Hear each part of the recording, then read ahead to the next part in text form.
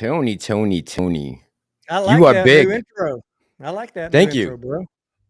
Thank you. Good Your mic's a evening. Good little low, evening. T. Still? Yeah.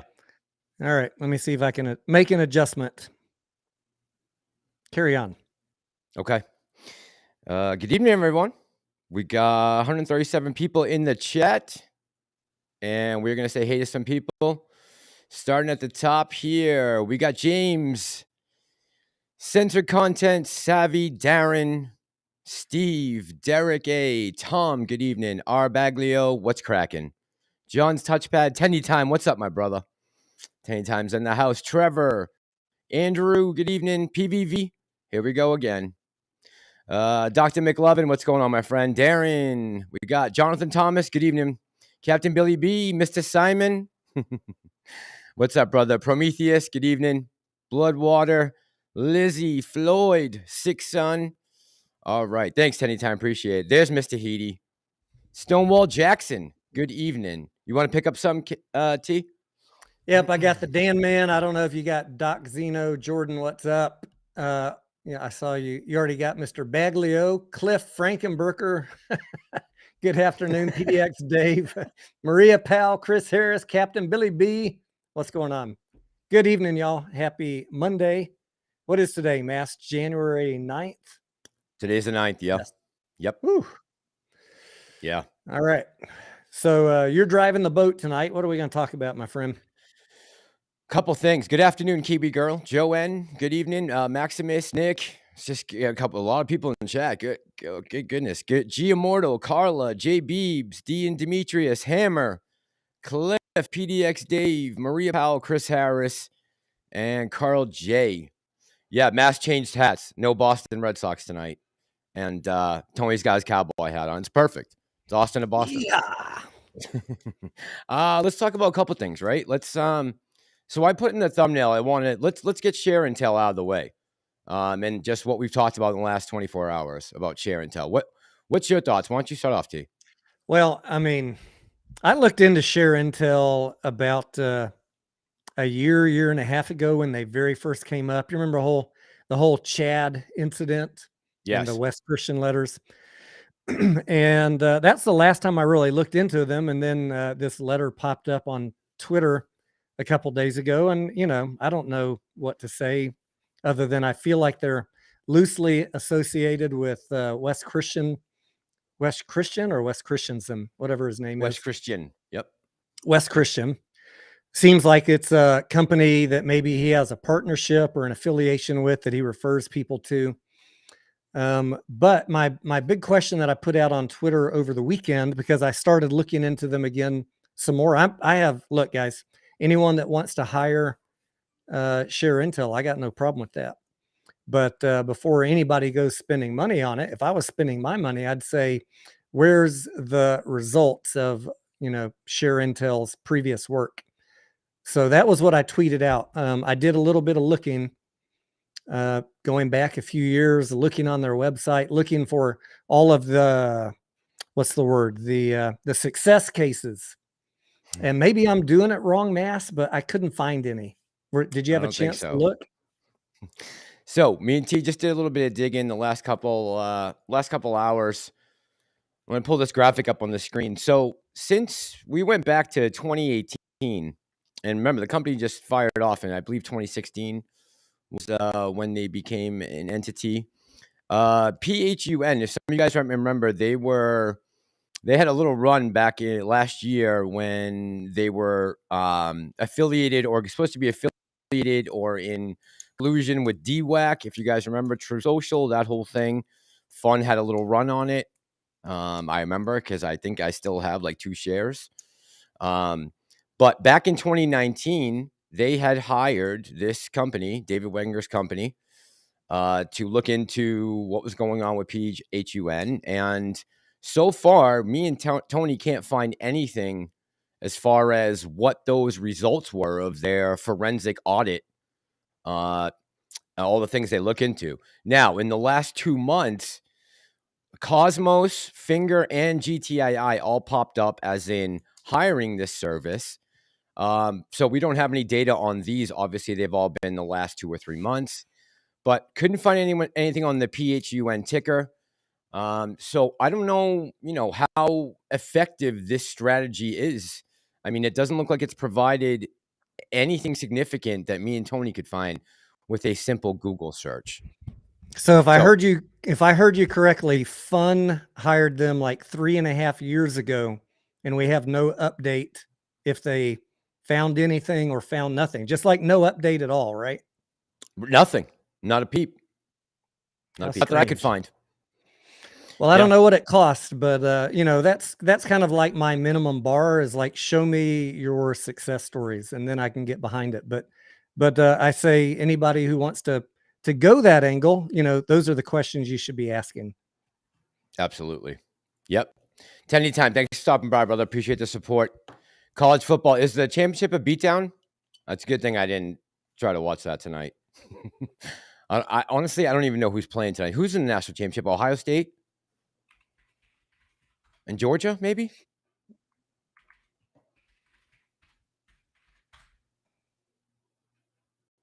That is, I can't believe I don't even know this.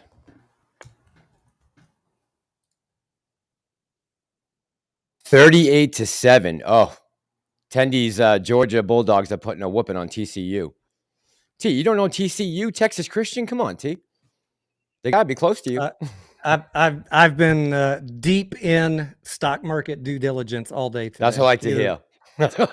Either that or taking care of the wife. That's what I like to hear. That's what I like to hear. Forget football. Grandpa, good evening. How you doing tonight? Good fellas. T Raiden Thunderbolt. Brian C, good evening. Six Son. Jake. Veronica, good evening. Larry Wanta. Tom. Prometheus, what's up, brother? Doc Zeno, we got, right? Grandpa Barney's in the house. Hey, Grandpa Barney. Hope you're feeling better, Grandpa Barney. I haven't checked on you in a couple days, but I hope you are. Savvy, and all right, we got everybody, I think, up to now. I don't think we've missed anyone. MC, thank you, brother. Appreciate you, man.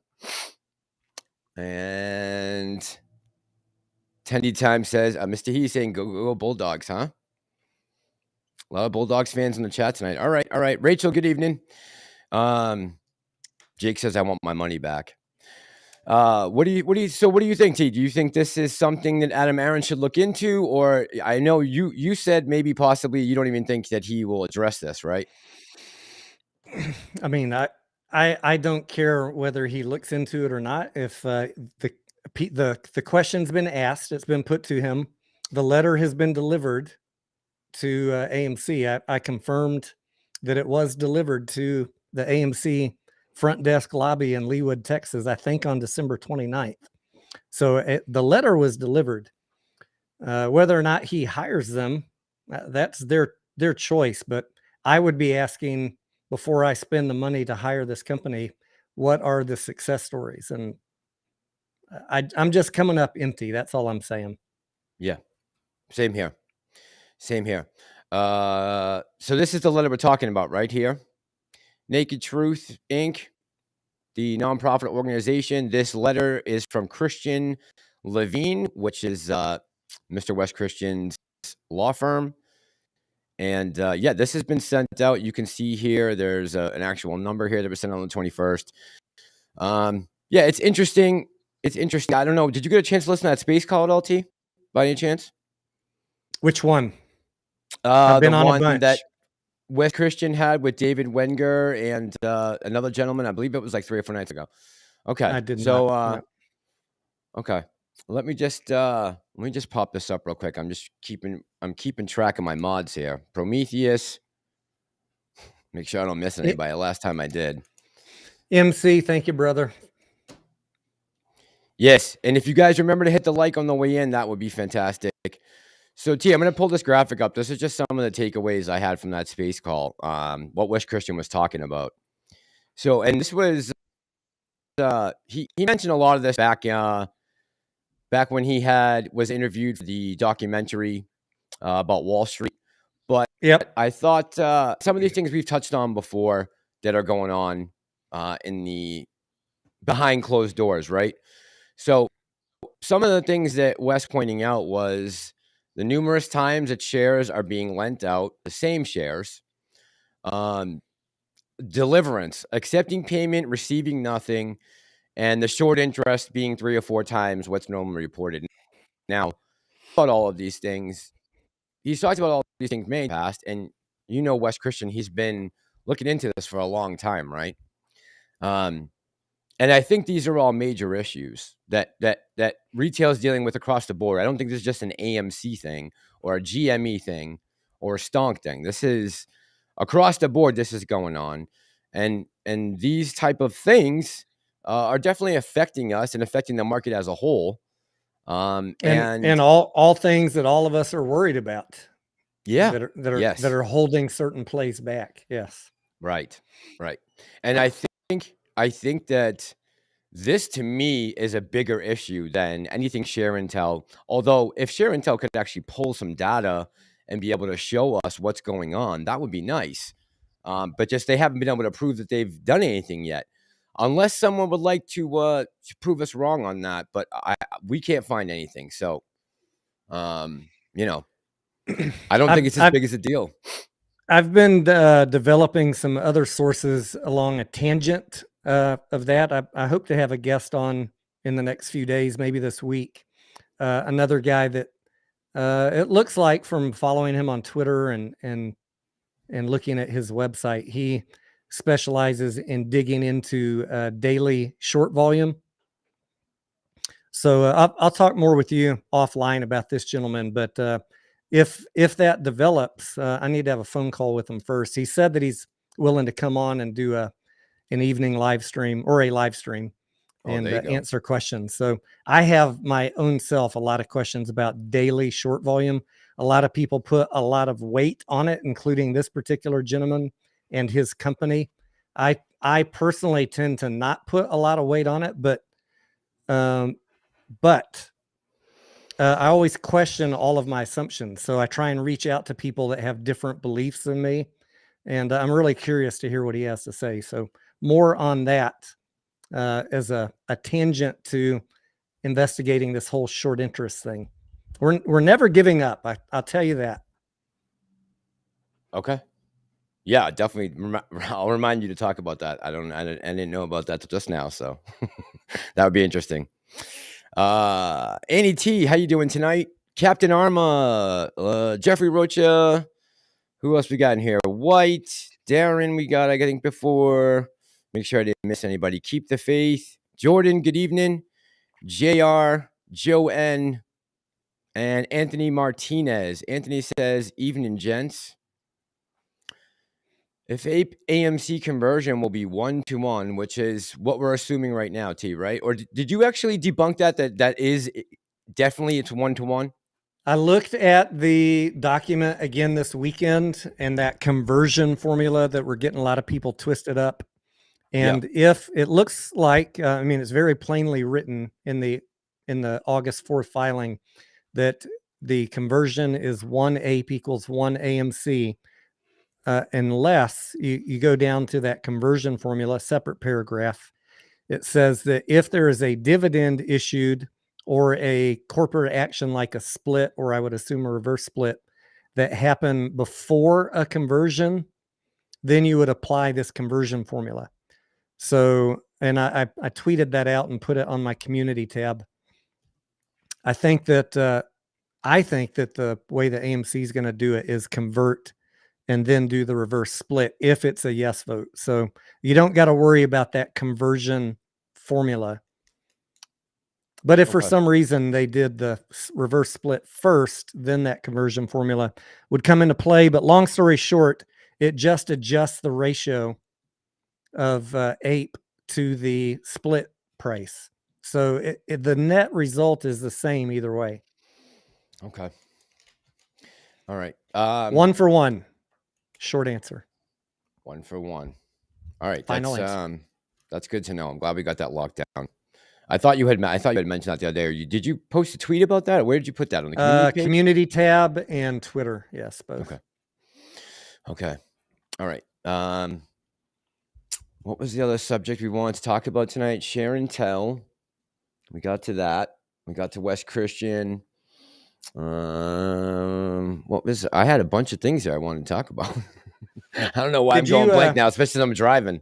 did you can't catch any of the live stream last night with Bigums? Any question on the stuff we talked about on that? Yeah. So as far as talking about the debt, our debt issue, um, so you are under the assumption, pretty much. I mean, you're pretty much sold on that. We have about 12 months left of money in the bank, somewhere around I mean, there, 18 months. everything depends on how strong the performance of box office is in the next 4 quarters, including the one that we're in now. Plus, if they get these other revenue streams up and going, but I'm not counting on those, right? Let's just put those aside. If we just look at box office and what the predictions are for box office improvement in 2023 over 2022, it's still not going to get us back to 2018, 2019 levels. And so we most likely would be in an operating loss and have the debt service dragging us down, giving us 2, 3, 4 months, 4 quarters at best of cash, and then AMC's done if they don't do any additional cash raise or pay Okay. off the debt. Okay.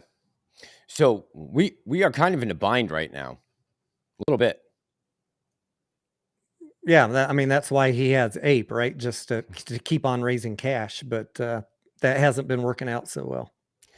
So have we come to the conclusion that no matter what, we're getting dilution, whether it's through Ape or whether it's going to be through a reverse split and a conversion, and then doubling the float? Is that how you think this might go down? If this does go down, is that your speculation that he would double the float? I don't know how many shares he would issue. I mean, that's a commonly debated topic, right? Is he going to do 100 million, 200 million, 300 million? No one knows, right? Everybody's just guessing. Yeah. So same with the share price. What are we going to be at when we get that? If that happens, what are we going to have for a share price at that point? I mean, we can kind of ballpark that. And just based off of the two prices right now and a 10-to-1 reverse split. Okay. All right. So if we're going off of right now, we're looking at about what, somewhere around $40 a share. AMC plus Ape. What do we close at today? $3.90 and $1.30. So $5.20. It's $1.39. So $5.30. So we're looking at a $53 stock price. Yep. And which a would bring us float back of to about August of last year, right? well, I mean, no, because the float, you're changing the float. So Right. You can't compare the price to anything. It's still going to be $5.30. It's the day the reverse split happens. It's the same stock price as the day before, but you've reduced the float and increased the price. So don't go back and try and compare it to anything. And certainly don't go back and say, well, how are we going to get to 72 or 720 or what? You might compare it to 720, but you got to always factor in the lower float when you're looking at the price. That Right. I see people skipping that step. Yeah. Sometimes that gets left out of the equation, right? But I think you were going to ask me about the debt, though, like when Bigums and I were talking last night. Yes. And I've been talking with other people about it also. Would he, depending on how many shares he issues, if it was a yes vote and he does a dilution on AMC, what's he going for? Right? That's another unknown. And that's why I don't even really want to comment on this much before I see a proxy statement or get more communication from the company, because maybe he'll give us an idea. But is he going to try and raise $1 billion, $2 billion, $5 billion? Is he going to load up the cash reserves and pay off part of the debt? I think we're all assuming he's going to raise $5 billion and pay off all the debt in one fell swoop. Well, that could be a scenario, but there's many, many scenarios of what he could do after a cash raise. Yeah. There's no need to pay off all the debt. But yes, I mean, that's why we have the target on our back, right? From shorts. And I think it's pretty safe to say that no matter what, popcorn and credit cards are not going to make up $5 billion in debt. So issuing more dilution is the only way we're going to be able to raise the money that we're going to need right now. But if that gives us another 12 months, that buys us another 12 months to continue to fight. Now, I know that's not ideal to everyone. It's not ideal to me either. But it's better than losing. Right? The timeline that it buys really depends on how many shares he issues and what price he sells them at, right? Right. Even if he sells 100 million shares, if it were to crater to $20 and he sells 100 million above $20, that's still $2 billion. That's more than we had a year and a half ago. So, and I think that he'll be going for at least that amount, at least 2 billion. Okay. I know some people that would make sense, right? I know some people that are worried he's going to go for pay off all the debt plus cash, like 6-7 billion. But I just don't know if, I don't know that the price will hold up to that kind of dilution. I mean, the shorts are going to attack it immediately, right? As soon as that happens, as soon as that conversion I'm almost done. The reverse split video that I've been working on this weekend. I don't know if I told you about that, but everyone's scared of reverse splits because all of their experiences with stocks like Zila, Sin, CEI, Progenity, Bior, all of these 20-cent penny stocks, and they all fail. And I looked at hundreds and hundreds and hundreds over the past few days. And yeah, if that is the set of experience you have with reverse splits, you have, understandably, are scared. But those stocks were already trash stocks before the reverse split. That was their last gasp of life before they went to the pink sheet. There's a reason they're trading at 20 cents, and they're trying to reverse split to stay on the big market. But I'm doing a comparison, Massalorian, and it'll be available either tonight, depending on how late we go, or in the morning, of large market cap reverse splits. And okay. I'll just tell you a preview. It's a night and day story. Really? So yes. Okay. You drop in the next 24 hours? Yeah, at the latest tomorrow morning. And that's just the reverse split. I'm not worried about the reverse split on a big company like this. I've got enough data to say that works out just fine. I'm more worried about the dilution. But hey, what good does worrying about that do me? Because it's either going to be billions of more ape dilution or some new AMC dilution. I'm not getting out of the dilution fear. No matter what I do, that's not going away, no matter how I vote. No, you're right. There's no escaping really that. The question to ask yourself when you're thinking about your vote is, do you want billions of more ape, or do you want a few 100 million AMC? Yeah. Yeah. Either way, it's coming, right? More than likely. We just don't have we don't have enough money in the bank right now. That 2 billion was a nice number a year ago, but we don't have that much left. What do we think we have? What about 800 million, or is it even less than that now in cash? I think, based on what Sean Goodman said, they at the low end, it'll be around 500 million in cash at the end of this quarter, plus a couple hundred million in the credit facility. Got it. Okay. Goodfella says, is it realistic he could pay off all the debt with a share offering? Is it just a few billion more likely? That's a good question. Yeah. We're all wondering the same thing. No one knows. Yeah, good fellas. We are all thinking just the same way you are, right? Jenna, good evening, Jenna. Jenna says, if conversion passes, but the reverse split doesn't, the float would be huge and easily to get AMC shorted under $1. Yeah. Do you think one passes without the other? That's why I'm not commenting on it until I see the proxy, because I don't know if they'll be conditioned on each other at all. Right. Okay. Joanne says 20% short interest, my ass. Sergio says Bob Iger. Yes. Bob Iger is at the national championship. Does this mean he's buying AMC? Is it in Leawood, Kansas? I know then. Where's the game? If it's not in Leawood, Kansas, probably not. Let's see. Still my opinion. Centric Content says, still my opinion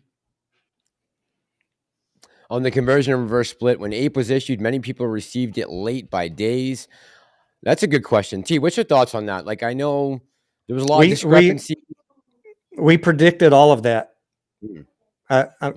You can take that question off so they can see our face. Massalorian, you and I did videos together. I've seen this on many type of corporate actions, and I told you exactly what was going to happen. The big U.S. brokers, everybody would get it on day one. If you had a smaller broker, like what are these little the little apps that people use? What's that one called? Like Cash App and stuff? Yeah, Cash App and some of those other ones. The word Stripe is in my mind, but I don't think that's it. Those would be delayed, and for sure the EU would be delayed by at least 2 days in Canada. So exactly what I told you would happen before they even did it is exactly what happened. And I said, if you be patient a couple days, you'll all get your shares. And, everybody eventually got them. But that's very, very common. It was not specific to AMC. That's how I knew how it would play out. Okay. Thoughts on box office? Good news. Megan is crushing it and are about to re-release, I guess, a gorier version of it for the theaters. Did you hear that? Of which one? Megan, the movie. Oh yeah, I shared that in our Discord. They're coming out with an unrated, more gory version. Correct. Megan's killing it. Megan's killing it. They're already making money on that production, and they've done, I think, 45 million worldwide. So for the production house, they're killing it. Ah, shit. And I would go see an unrated version of it. What's wrong? I was just thinking to myself the other day. I was researching to find out. Do you know who John Campea is? He does an entertainment show on YouTube. He talks about the movie industry pretty much. He used to work at AMC. I've heard the name, but I don't know that I've seen his YouTube channel. So a while back, we were talking about Avatar, the budget, what it needs to make money. And he was saying when he worked at AMC at their headquarters that they always would try to guesstimate how much a movie would need to turn a profit how much revenue you need to get in order to turn a profit. So he always said that you took the budget, you times it by 2 for advertising, and then you add 33% on that for other. And I'm like, what the hell is 33% of other? So I went to go look to try to find out exactly what he means by that. And there were some interesting things as far as revenue that gets taken away from the theaters. So the good thing is about the theaters is the longer a movie stays in, I know we've mentioned this a couple of times, the longer the movie stays in the theater, the more money that stays in the house and less it goes to production company, which is why I think that Avatar is going to make a big statement. And I think that's why we saw a lot of excitement about Top Gun, because it brought in a ton of cash and it was number one at the box office and in the box office for months, right? Months. There were people still seeing that movie 3-4 months after it came out. And they were talking about how the percentage consistently goes up, but they were also talking about what money comes out of that. So there is money there, certainly, and overseas, especially domestic films in United States, the production company, there's in Europe, most of the European countries and a lot of Southeast Asia, those countries, they have to pay almost like a tariff that comes out of the theater to American production houses, which I didn't know. I never knew about that.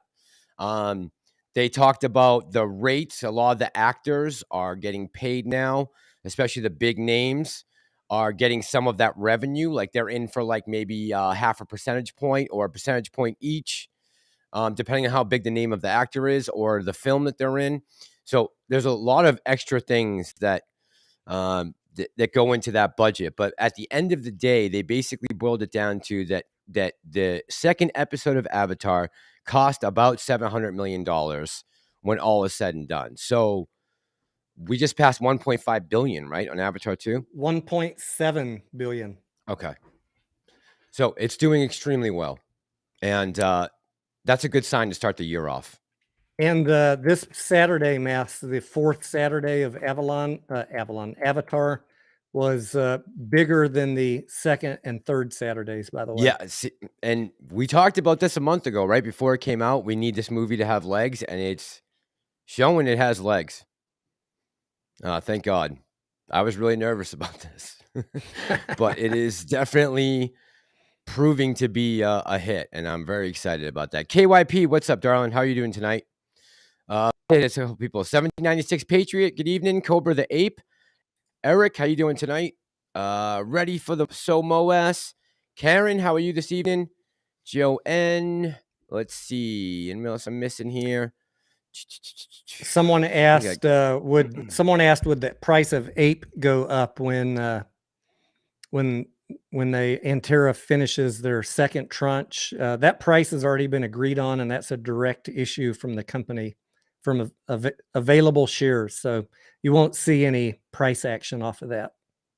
It's not like it's happening in the market. Right. Alan says we don't have a choice. The stock got taken over. Do you think this is hostage takeovers happened at AMC? Not yet, right?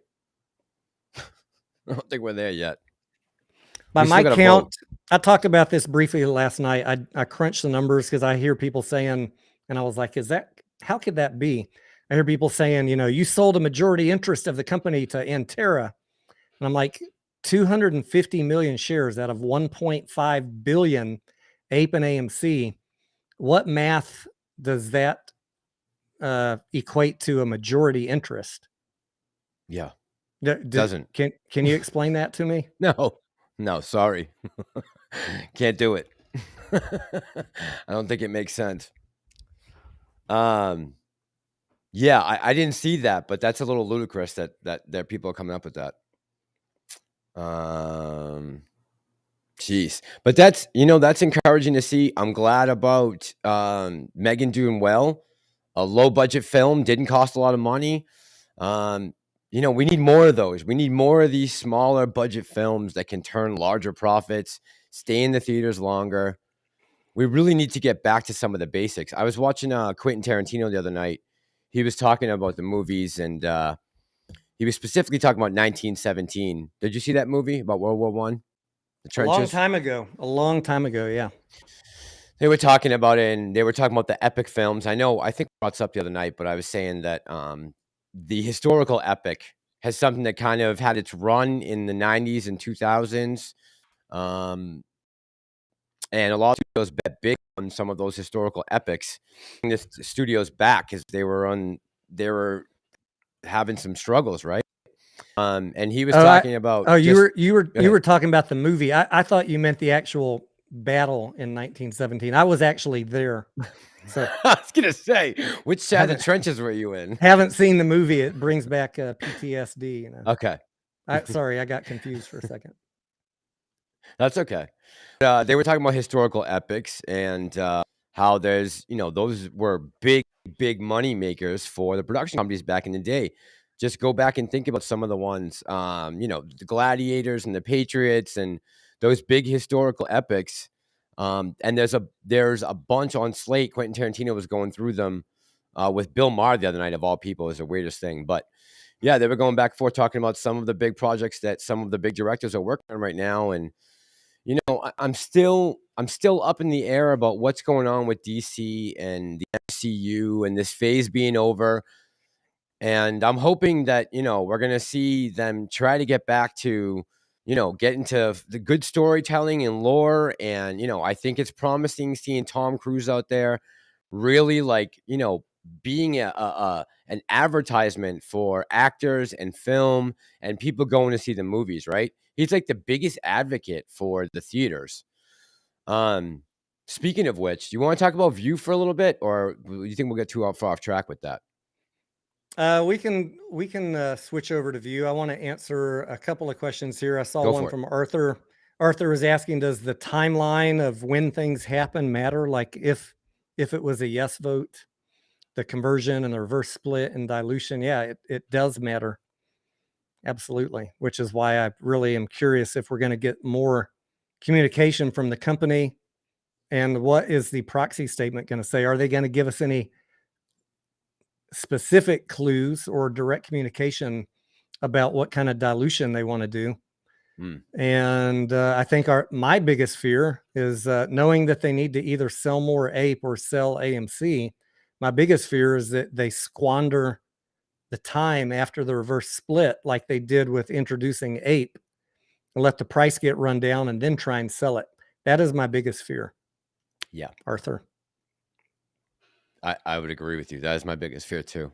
That he doesn't pull the trigger fast enough or whatever the case may be. I want to see my shares decreases and then get porked. I'd rather do it with all my shares. At least I could take it like a man. Owning the Float. Good evening. How you doing tonight? Owning the Float said, by the way, Proud Ma, I don't even know what's going on in Cohasset. There's a woman missing. I bet the Idaho case will be a movie soon. Yeah, I don't know what's up with that guy, Koberger, huh? Movies will come back huge, especially as 2023 starts to take its downturn and starting to look for family trips for under $100. Yeah. As money gets tight, right? Definitely. And prices are up. No doubt about it, right? Prices for the movies are up. Some of these big blockbusters are charging a little extra on the opening weekends. But I think what we're seeing right now is promising, at least for the first two movies of the year, big movies. Go ahead, T. Keep the Faith says, does this mean you'll have double the AMC shares if you haven't sold AMC or APE? Yes, it'll go. If you have 1,000 AMC and 1,000 APE, you should have 2,000 AMC after the conversion. Correct. From what we understand now, it'll be that or very close to it. Says 1-to-1. Yeah. You've pointed that out. I think clearly it's going to be 1-to-1, right? American Trader, good evening. How you doing tonight? Let's see, Darren, Jordan. All right, Peter Anderson, let's get your question up for us before we go into view. Says, guys, serious question. AMC's 8K filed June 1st, 2021. So this is, a day before the run-up. States in bold, you should expect to lose your entire investment. Why is this stock falling so surprising to everyone? I don't know, Peter. That's a good question. I don't know. Look around your portfolio. How many of your tickers right now in your portfolio are crushing? Well, that was right when it was squeezing, right? Yeah. The second and third. Yeah. This gets back to why I started my channel in July of 2021, because of people putting out ridiculous price targets in May and June when I was watching this, and I was shaking my fist at the monitor listening to Matt and Trey telling people, keep buying at 60, 70, buy options. And I'm like, what the fuck are you doing? It's clearly in a squeeze. Load the boat at 60, 70 is not a great option. You want to load the boat at the beginning of a play, not go all in when it's running up like that. And I get the excitement and people get caught up into it, especially if they hesitated, the typical retail behavior on many plays. I see it every week is they hesitate. And then once it's really moving, they jump in and it starts tanking the next day. That's such predictable retail behavior. I want to stop people from doing that. If you listen to my channel, I'm going to talk you out of more plays than in them, because if you're not in it the first day or the first 2 days, it's just safer to wait for the next one. There's always something else. And no one on YouTube, rarely ever, the price targets they're putting out come true. So yeah, I mean, the 8K told you exactly what you should have done as a reasonable investor, is not put your entire life savings in something at 40, 50, 60, 70 bucks. I was buying it in the $7 to $8 range in late May. And but once it started moving, if I was doing additional buys after that, those were smaller and smaller option plays. And those, as it was running up, I was selling those option plays, because shares don't expire, but options expire. And I don't want to be trying to unload options on the way down. No. Because the down is usually like an elevator. You know, like Yeah, it drops fast, right? throwing a boulder off a building. Right? Or a bag of boulders. Coach says, is it smarter to buy Ape versus AMC since Ape cheaper and will eventually convert to AMC? I don't know, T. What's your thoughts on that? I mean, looking at it right now, if that's going to go down like that, that's how it's going to go roll out. I'm not giving any specific financial advice at this point. There's a lot of uncertainty about what's going to happen with the vote. So the smart time to buy Ape, I think, was when I was doing it as it was getting closer and closer to $1.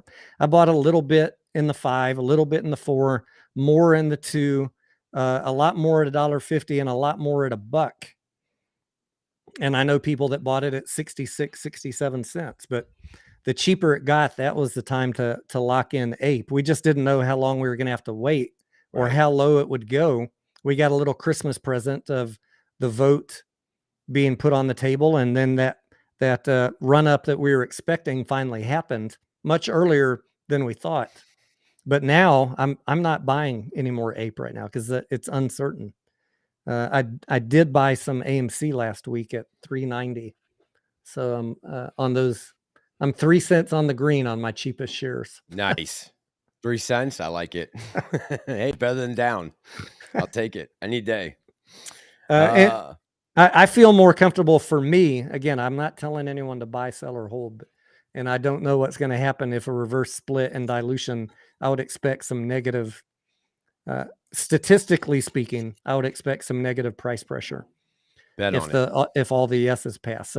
Anything could happen, but but if it's a no vote, if it's a no vote, I expect AMC to bounce back up a little bit because you're not going to have the conversion, and the AMC won't become a dilution agent. So I'm adding a little more AMC right now, the cheaper it gets. But just, I've already got so much. I don't want to oversize one ticker in my overall portfolio, and it's already the biggest one that I have. So I'm more looking at adding Amazons and Teslas and Apples and other blue chip stocks that are getting beaten down than trying to have all my eggs in one boat in one basket. Yep. White says, how do we know they can't rig the vote? What do you think this is, a DNC and Bernie Sanders can't rig the vote?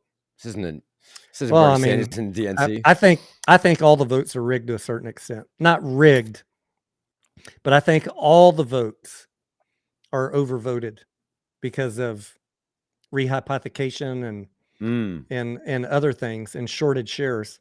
And I still have not found the video. Maybe it was Trimbath, maybe it was someone else that I watched a year and a half ago. Someone that was on a vote audit committee, and they were talking about how when the votes come in, they're almost always overvotes. So, and the brokers are the holder of records. So these brokers are submitting too many votes, and they kick it back to them and say, hey, you were only authorized 100 million. You submitted 130 million. We can't accept your vote. Go fix it. So the broker goes back and finagles the vote at their discretion, deciding which ones to keep and not keep, which kind of pisses me off to have heard that a year. I don't like that. I don't like that.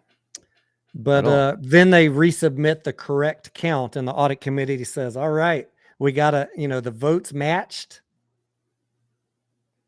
and we can move forward. But if they don't match, they kick it back. That's some bullshit in my book. Yeah. I don't like that at all. Coach, thank you very much, man. Appreciate you supporting the channel. Thank you. Alan's got a question that just popped up. Alan says AMC, or he said, yeah, I guess there's a question. AMC needs to have a shareholders offering when they split. Now, I remember that Trey talked to Adam Aaron directly about this when Adam Aaron went on Trey's live stream that night about letting retail get a whack at them before they're offered up to anyone else. What's your thoughts on that, T? Because I know Adam Aaron kind of dismissed it at hand. I don't know. I mean, what price are you willing to pay for them? Right. And what do you, let's say we buy up all the float or half of it or 25% of it. What do you think is going to happen once we buy it?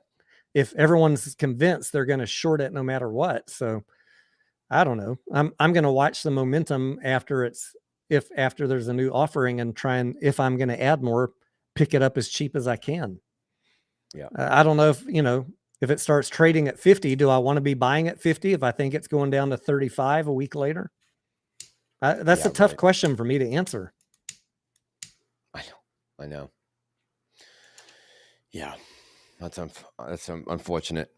Man, I wish. Carl J says nothing has changed. Shorts haven't covered. Says it all. That's why we're all in it. Yeah, I mean, as of right now, I guess that's still on. That's still a true statement, right? There's still many open short positions. So, American Trader says, "I hear you, Tony D. I still have a nice chunk of dry powder for the market's bottom. Yeah, I don't know what's coming, but we got to be getting close to that, American Trader, at some point. We can't be that far off from bottom. I mean, anything's possible, right? But habitual line holder says, what do you think about this? What if this is grow a pair and make? Oh, there you go. All right, this is disappointing. What about this? What about that? We're just speculating, habitual line holder. We're all holding a lot of shares, right? So this concerns all of us. I don't know if he's talking to you and me as much as people in the chat. Oh, maybe. Could be. Could be. Yeah, guys, Mass and I are not financial advisors. We're just two guys like you trying to talk through our own thoughts and have a community with you guys and answer your questions to the best of our ability. But no one, not one single person making videos or tweets knows exactly what's going to happen. This is true. Maria says, Tony, do you have a price target to purchase your favorite stocks? Yeah, I share them often, Maria, on live streams. And Discord, right? Yep. If people ask, or if I'm doing research on one, I can put up a chart as an example for Tesla. Tesla.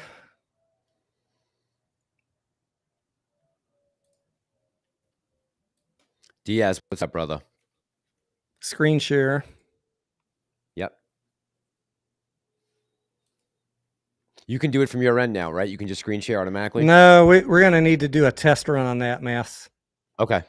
I'll put it up. Because it's not letting me do it from my screen. I have to bring up a separate restream to pop up comments on your restream. And I was getting an echo, so I just shut it down. So these green bars are kind of like my buy zone for Tesla. So this is forecasting that it could go as low as $69-70. And I started buying once it went under 149. So my most recent purchase on Tesla was 109, if I'm not mistaken. And then I'll wait to add more shares after a 15 or 20% drop off of that. I'm just watching it right now to see if there's any consolidation here and move back up. But even, when I did this same type of thing on GameStop, what happens if it breaks through this bottom line on Tesla? Well, then I'm fucked. Then it's going down a lot further than 70, more than likely. I had the same setup on GameStop with my buy zone. And I said, if it falls through this yellow line and this red line, look out below. Stop buying until it consolidates. So my last buy on Tesla was, I have 12, 18, $22. I think I bought some a little bit lower than that. I need to go back and look. It's in the Discord in the VIP channel. But right now, I'm just waiting for the red to stop. This could go all the way down to $9 based on falling knife syndrome. Unless some news comes out, market news or GameStop good news. We've broken through all the recent support on this thing. $10 is the next stopping point. I'm not saying it'll hit $10. I'm just saying I'm not about to jump in front of this and try and catch it. It's been in a free fall since, we had this consolidation, but it's mostly been coming down since August. A couple weeks of consolidation, and the last week or so just really, really getting hammered. So I am still holding the GameStop that I bought a little bit higher than this, but if I'm going to add more, I'm going to wait until all of those red candles stop. Yeah. Yeah, that's not a good look right now, right? That's not a great setup for GameStop. Definitely not. Let me throw this up here real quick, T, before we go into view. Dave Style Fee says, I heard you mention this a little bit last night with Bigham's stream. I'm just curious if your thoughts have changed at all. Hey guys, how do you feel about the mass? Is it really called Mass Awareness Day? Yeah, mad. Are doing on January 27th and 28th at SEC locations. I personally feel it's time to stand up and unite against these corrupt assholes. Yeah, Dave, I'm all about standing up to the corrupt assholes, believe me. And probably most of my subscribers know that I can't stand any of these people, whether it's the administration, the SEC, Treasury. Just go watch my intro to my videos. I'm not a fan, right? But as far as what can happen down there, what can go wrong, I know a lot of people are worried about some of the things that have happened. If you don't know, we just had January 9th in Brazil. They just stormed the Capitol and tried to oust the president. Literally, they stormed the presidential palace in Brazil. They're fighting out in the streets. I don't think that's going to be like this, but there's always a potential for that. Just keep eyes in the back of your head. And but I think it's a good thing. I think we should be causing a ruckus about this. I think it's important for us and for our children who are going to be investing in this market in the future. I think it's time people need to start to learn what's going on. And Let's see. I said the same thing in my live last night. I support anybody's right to protest. If that's something you want to do, then by all means do it. All this nonsense talk about protest or lawsuits is going to get a stock delisted or halted. I do not believe that. And if people want to go protest, then they should protest. For whatever reason, that group, they've stopped talking to me because I said Adam Aaron's doing his job. But even though Mass Awareness Day is supposed to be about corruption in the markets and the SEC and short sellers, they don't like the fact that I said Adam Aaron is doing his job as a CEO. That's a completely separate issue, you guys. If you think the CEO's job is to give you a MOAS or to not let the company go into bankruptcy, that's different than mass awareness of corruption. But for some reason now I'm the bad guy, and they've created a whole subgroup, that I'm persona non grata on their market corruption group because of my opinions about Adam Aaron, which I don't frankly understand it. It's a separate issue. They really are separate. Emotions are high right now, and so if they don't want my help, then I won't be giving it. But I still support their right to do whatever they want. Yeah, absolutely. Mike says January 8th mass. Thanks, Mike. Dreamer Stuff says, not sure why everyone hates on GameStop. Only place I can go and nerd out. Amazon and other online retailers don't even offer deals in comparison. No issue supporting them in the jobs. So Dreamer Stuff, me and Tony were talking about this, the last couple of days, as far as what's going on in GameStop right now. Look, the NFT launch was not, I don't think they expected to take as big of a hit on that as they did. And I'm hoping that they have some more things coming down the pipeline, because clearly that is going to be a big nothing burger. Seems so far, it's only cost them. And I don't think me and Tony aren't hating on GameStop. We both own GameStop, and we have for a long time. Since I've known Tony, he's owned GameStop, vice versa. So there's no hate on this side of the aisle from GameStop, but not going to stop us from talking about what's really going on behind the scenes at the company. Someone put in your comments, GameStop is profitable. I mean, I don't know what financials you guys are looking at, but GameStop is not profitable and has not been for a couple of years. That is evident right on the income statement. And I look at earnings per share. I've got 2018, 2019, 2021, 2022 all pulled up here. Let me just scroll to the right line, and we'll look at it. Earnings per share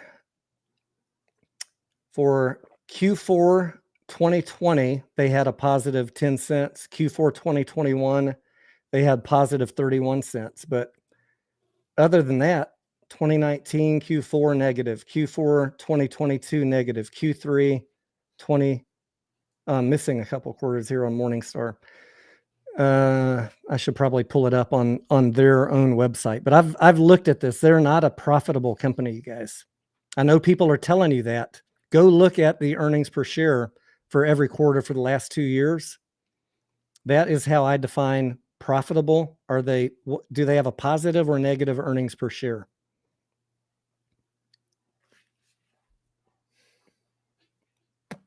Let me pull up a better source because Morningstar is leaving off some of the data. Gary says, I don't hate GameStop and AMC investor.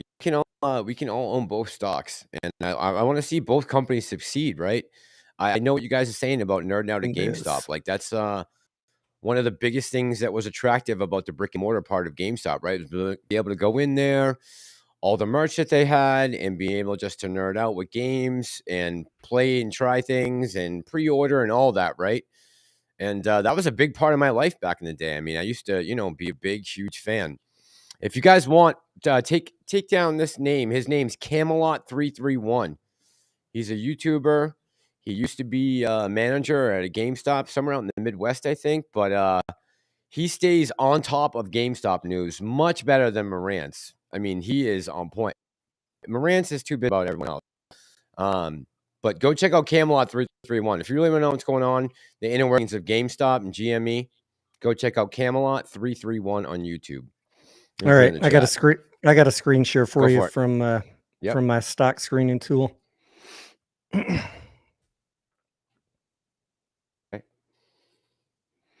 This is GameStop starting in the most recent quarter and then getting older as we go to the right.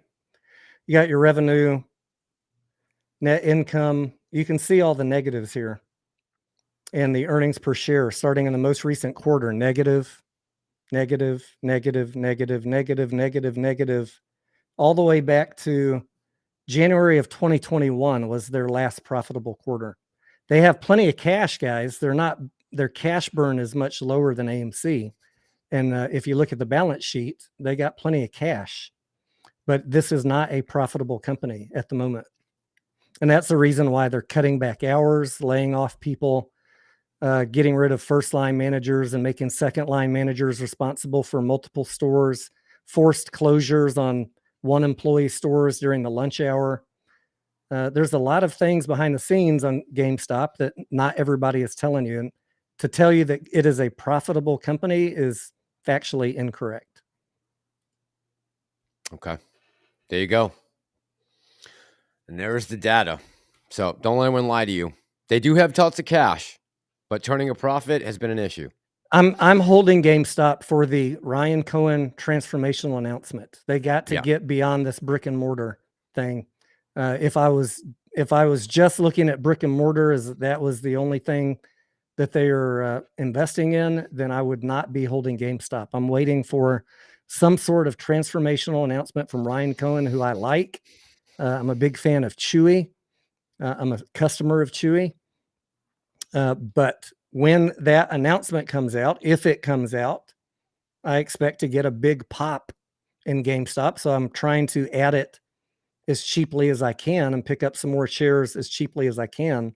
But if that doesn't pan out, if he pulls a BBBY, then then I'm going to be screwed. But I have faith in him with GameStop, and he's got plenty. He's got plenty of runway to make something happen. But make no mistake, this company's. I put up some charts in the Discord. It's not a home run just yet. We got to have delivery on that transformational announcement. Yeah. You got learned. Definitely didn't say he was an expert on the stock price. Expert on the company, not the stock price. Go check out the channel. You know what I'm talking about. Just go watch one of his videos. It'll be very clear and apparent in the first 5 minutes. The man knows what he's talking about. Here's one other interesting chart. Go for This it. is not my chart, just from this stock analysis tool. It has GameStop marked as a sell with a low going as low as $5.35, a high going as high as $27. That I think is not based on any surprise announcement from Ryan Cohen, but I mean that's a pretty wide window. Yeah, right. And the amount of analysts, January 2023, 4 have it marked as a sell, 2 have it marked as a strong sell, 3 have it marked as a hold. No one has it marked as a buy on the analysts that this website collects data from.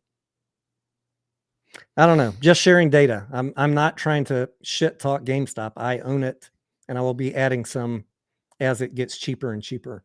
But I consider it a speculative investment, just like as I add AMC or Highcroft. They're all speculative until a turnaround plan is in place. Yes. Yep.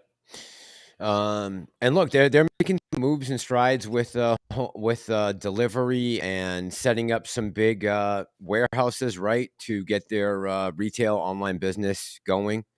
So they're making some moves in the right places. I think that's the way we're headed. I think brick and mortar is on its way out the door. Just it's not worth the hassle. It's just not worth the hassle anymore.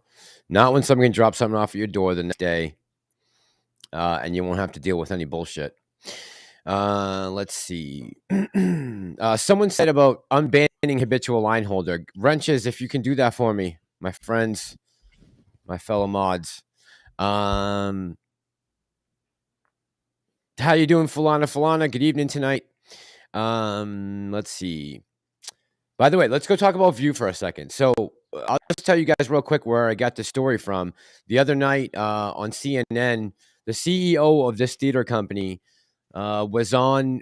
He was on with one of the guys from CNN, one of the anchors, and he's the CEO of View, which I believe is a theater company out of London, England. And I'm just gonna pull up their page real quick. Okay. You mean top bottom? Yeah.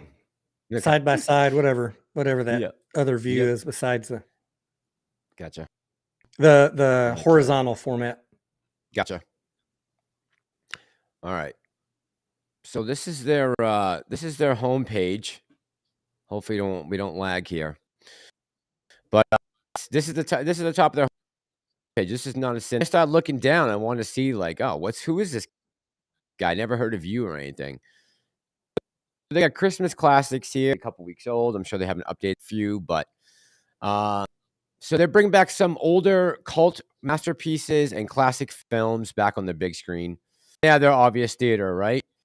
But then they've added they've added dance, they've added music, they've added anime, they've added big screen TV, they've added big screen sports, including Champions League of the UEFA, big screen knowledge. I don't even know what that is. Big screen game, going for like this whole new thing. Big screen comedy, trying to big things and basically bringing other things to the big screen. And I thought it was very interesting. And some things maybe that, Adam Aaron and the board need to take a look at. Maybe trying to create some of this into the AMC business model. Like, is there a market for this over there? How is this working out right now? Are they making any money off these ticket sales? I'd like to know. I think there's a lot of innovative ideas there. Things that I'd like to possibly explore in the future, right? T? I'm hoping, we've seen Adam Aaron talk about some of these, but I'm hoping he's looking at competitors like this, maybe not him specifically, but people, frontline management, a level or two down from him, are looking at stuff like that and bringing these ideas forward, because this is what I'm talking about when I talk about exploring additional revenue streams. I love this website from View, myview.com, VUE. Yep, I'm gonna actually put I'm actually gonna grab it and put it in the comments. I mean, in the Hang on. Copy and paste this. So if you guys want to go check it out, maybe send it to Anna Marin so you can take a look at it.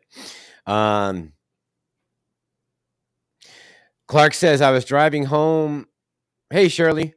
Says, I was driving home listening to you guys and I couldn't reply because I was driving. Did you say GameStop might go down to $9 a share? Was that what you said, T? You said maybe 10, right? I'm saying on my chart where I drew in my support lines and my target buy zone, it breached my bottom line buy zone. And I've been saying for months, if it ever got below that, look out below. You know, it's broken all bottom line support, and the next support is at the $9 or $10 range. Will it get there? Gosh, I hope not, because I bought some recently in the low 20s. But as long as we're seeing red candles every day, I'm not adding at 17, 18, 16 until I see new consolidation or some news that gets it moving back the other direction. And I still got to worry about overall market risk. I'm still expecting some bad market news between now and March. So I'm just gingerly adding to all my different positions. I don't want to go load the boat on GameStop when it's got 1, 2, 3, 4, 5, 6 red candles in a row. When it stops, I'll go in and add some more. There you go. By the way, Yuka, it was supposed to be here yesterday. Hopefully, it'll be here tomorrow. I haven't checked in the last couple of hours. It could be out front in the hallway. I haven't even looked. Jordan says, "What happened to everyone saying they were going to buy so much if it went under $10? How many more? Enough? You know, how many is enough?" Shirley, how you doing tonight? Shirley's in some class, so she can't stay with us too long. What's up to Shirley? Robert Alonso says, I want to see all detailed itemized transaction on the next earnings report for AMC Q3 2023. It's time to go forensic accounting on the whole filing. Can't wait to see what kind of bullshit in it. Yeah, I don't know if that's going to happen. Are we going to... We're going to have the 10K. The next one's the 10K, which generally has more information than the 10Qs because it'll be the summary for the whole year. Okay. No, Q3 already got reported. We already have Q3, but the next quarterly one, which we'll get in late February, probably early March, generally has more details than the 10Qs. But as far as a forensic accounting, I don't know how you get that, how you go dig through their QuickBooks. Yeah. How do you get your hands on that info? Yeah, you're talking about going into someone quick. I mean, I'm sure they don't have QuickBooks, but I'm assuming he's a CPA and could properly interpret all that too. That might be what it is. The gentleman that asked the question. If you're not a CPA, you can forget about it. Not figuring that shit out. Yeah, that might be what it is. Love you too, Shirley. Someone was saying, sorry, Tony. Oh, Clark was saying, sorry, Tony. So you think we can still get a short squeeze on GameStop, and how much runway financially do they have? They got cash, right? Like you just said. Yeah, cash. Clark, go back and look at the last GameStop update I did after their last earnings. I give you in just a couple minutes my general summary on GameStop and how much time they have, but they're not in anywhere near the short-term pants on fire cash situation and cash burn that AMC is. But if I look at the short interest on GameStop, let me pull that up real quick. I don't look at that every day. 22% on the daily short interest on Ortex. Cost to borrow 24%. It's in the same boat as AMC. Lower cost to borrow. Very few shares available. It's squeezable, Clark, if they come out with some good news. But I think right now the market is anticipating bad news from GameStop, and that is why the price is being beaten down. Do you think we have a greater chance of an unknown catalyst that has nothing to do with AMC helping us towards this squeezing, or would you say it's got to be a catalyst from AMC? Either one works, Mass. I don't know which one will be first. All right, just checking. Maybe Right now with info. everything going on with AMC, who knows what else they have that they're going to announce. I'd like to have some other good news announcement, like we were talking about the other day, in conjunction with this vote and any potential dilution announcement. I'd like it to be watered down with, oh, and by the way, we're launching retail popcorn this week also. Right. Something. Right. But the only market news that I'm expecting is not good news. It's going to be earnings, more layoffs and worse earnings and worse outlook from CEOs. So there are people that think that a market crash scenario, which could be coming in the next 2 months, could be a catalyst to get some shorts, really some hedge funds. I shouldn't say shorts, some hedge funds in a bad position as their capital gets drained down. So we'll see. I don't know. I'm not in the prediction business. Yep. Agreed, Tony. Canuck Tide says, no one better picked up my plug. Please on the cost to borrow fee on AMC shot up to 100% on 12/27. Hasn't been below 80% since. Currently at 92. Was as high as 138 on 103. Look, Canuck Tide, that's a yearly cost to borrow, right? So it's not like they're having to, those repercussions, they're not feeling those as much as me and you are feeling our stocks getting attacked right now. Right, T? I mean, that's a 12-month, that's spread out over 12 months, that percentage, correct? I mean, anything 80, 90, 100% means that if some good news comes out and there's not that many shares available to borrow and the cost to borrow is high, that it's ripe for a run up if people start buying or start closing shorts on good news. So I like to see it this high. I've got some thoughts about why it is high. I don't know if I want to talk about those tonight. You could save that.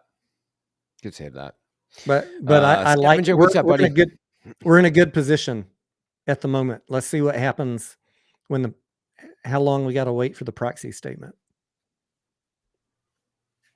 There we go. Boo P says, Clark, you and Julie will be millionaires for sure. Ain't that right, Mass and Tony? If you listen to Morant's rants, they are all millionaires already, apparently. But in all seriousness, look, no one knows how this is going to play out at the end. Yeah, of course you could make a ton of money off of 100 shares of GME. Look what happened back in January 28th of 2020. People took the stock from 5 to 500 almost. So I saw it in real time. Clark says, but Tony, you're good at predicting. By the way, as people were asking about the vote date, we don't have a date yet. We won't get that for a little bit, right?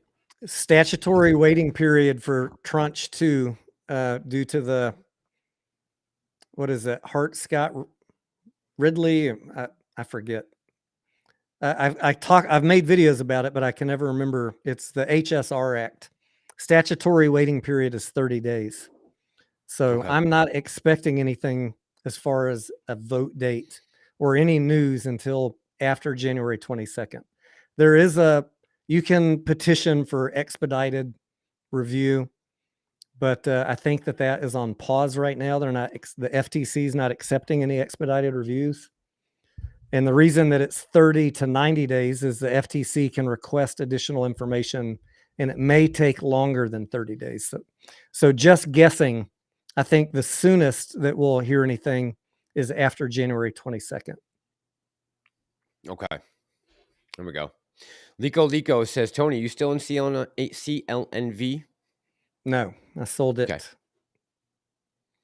Like 2 weeks ago, right? I sold it last week. I don't remember. I posted it in the Discord.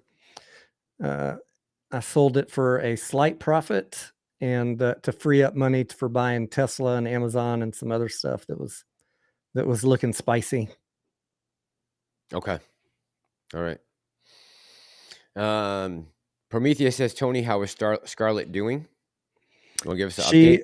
Yeah, she is doing better. I took her to the grocery store twice now and to a movie this weekend. We went to go see Megan. Go see Megan, guys. What Her were your thoughts? spirits, we both loved it. She especially. If you've seen the previews, I think you kind of have an idea what to expect in the horror animated doll genre. There was nothing groundbreaking, but it was an enjoyable, well done movie with a couple of jump scares. And if they re-released a uncut version, I would go see that also. Which they're doing, right? Yes, it's coming. They say it's coming. So she's in good spirits. She's still in pain with her left clavicle being broken, but that's just something she's going to have to deal with for 6-8 more weeks. That's a painful injury, man. That's she's not fun. mostly just laying in bed all day because there's less pain if she's not moving. Right. It's any little jagged movement will just seething pain, right? Yeah, it's a terrible place to be injured.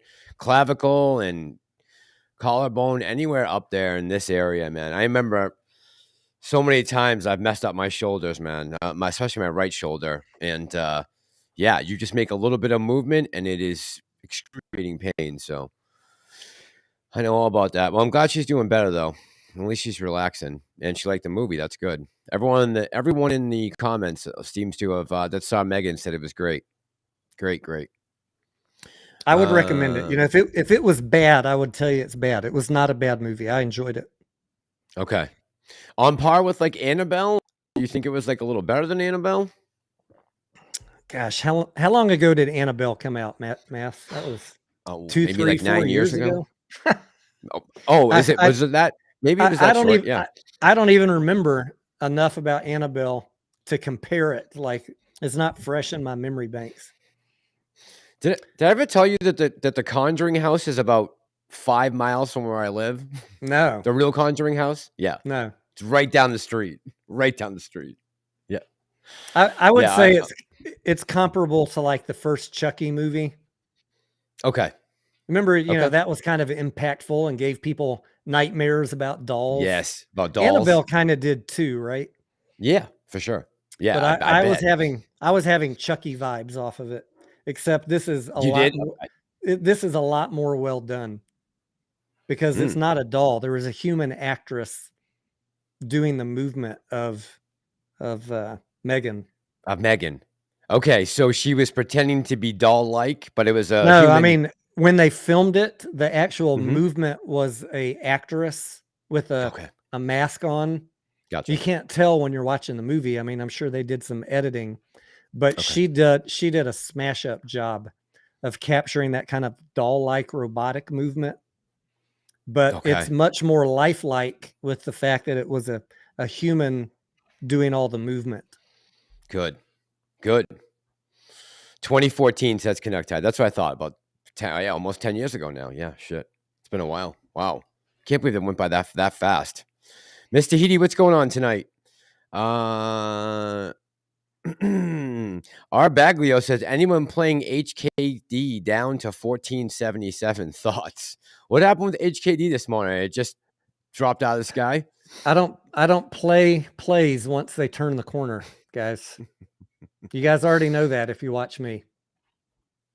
HKD was a great play on the run up to what did it go to here recently?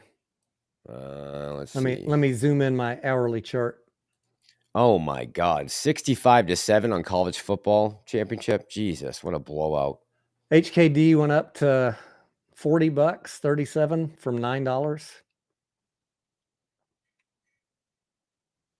But once it turns that corner, no way am I buying it.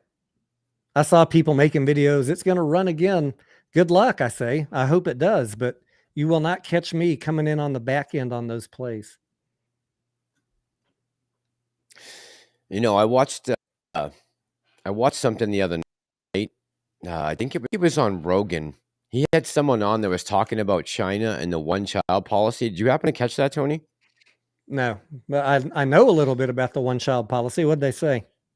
So apparently, this decade, the 2020s, are going to be when their population becomes an inverted pyramid.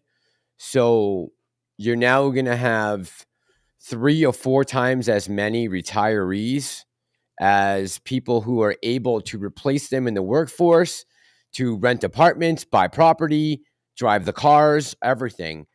On top of that, that generation right now, that's that one child generation, they need to take care of their parents, right? That's a very big thing in Chinese culture, that the children take care of the parents as they grow older. So now, because of this policy that Mao put into place back when, the communists took over, and the one child policy, because they were afraid that the youth were going to eat the country alive, that is now coming back and rearing its head, and they are in like a lot of trouble right now. But if you think about it, it makes perfect sense, right? You go 3 decades with only having a one child policy. You try to have all boys because they are supposedly better in Chinese culture. They can take better care of their parents, better jobs, better paying jobs, and you're left with no women and a population decrease. And they overreported their stats by about 100 million. So the age range right now from about 18 to, I believe, 29, they overreported that number of people living in the country by 100 million. And Wow. the guy said at the end of this decade, they're going to be in very serious trouble compared to all other Western countries.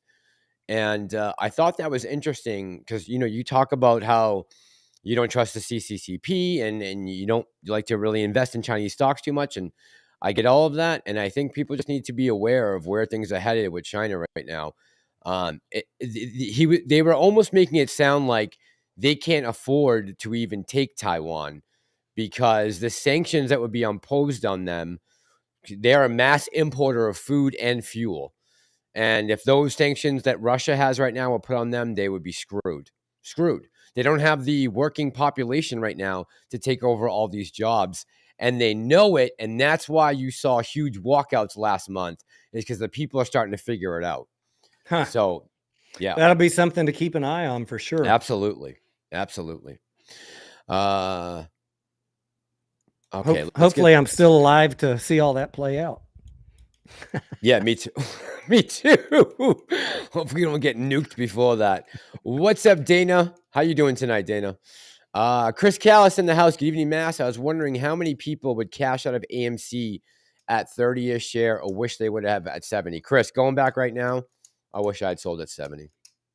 Not gonna lie, I would have been just fine. I would have taken that money and ridden off into the sunset. What about you, T? I think anyone who says otherwise, with the benefit of hindsight, of course, it would be disingenuous to say otherwise. And I thought Dana was talking to me, but she was actually talking to Jeffrey Rocha. So,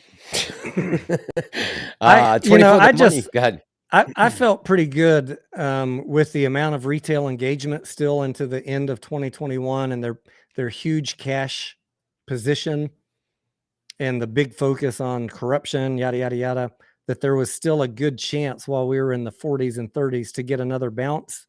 But then we had the economy rug pull in November of 2021. So, hey, it is what it is, that I only blame myself.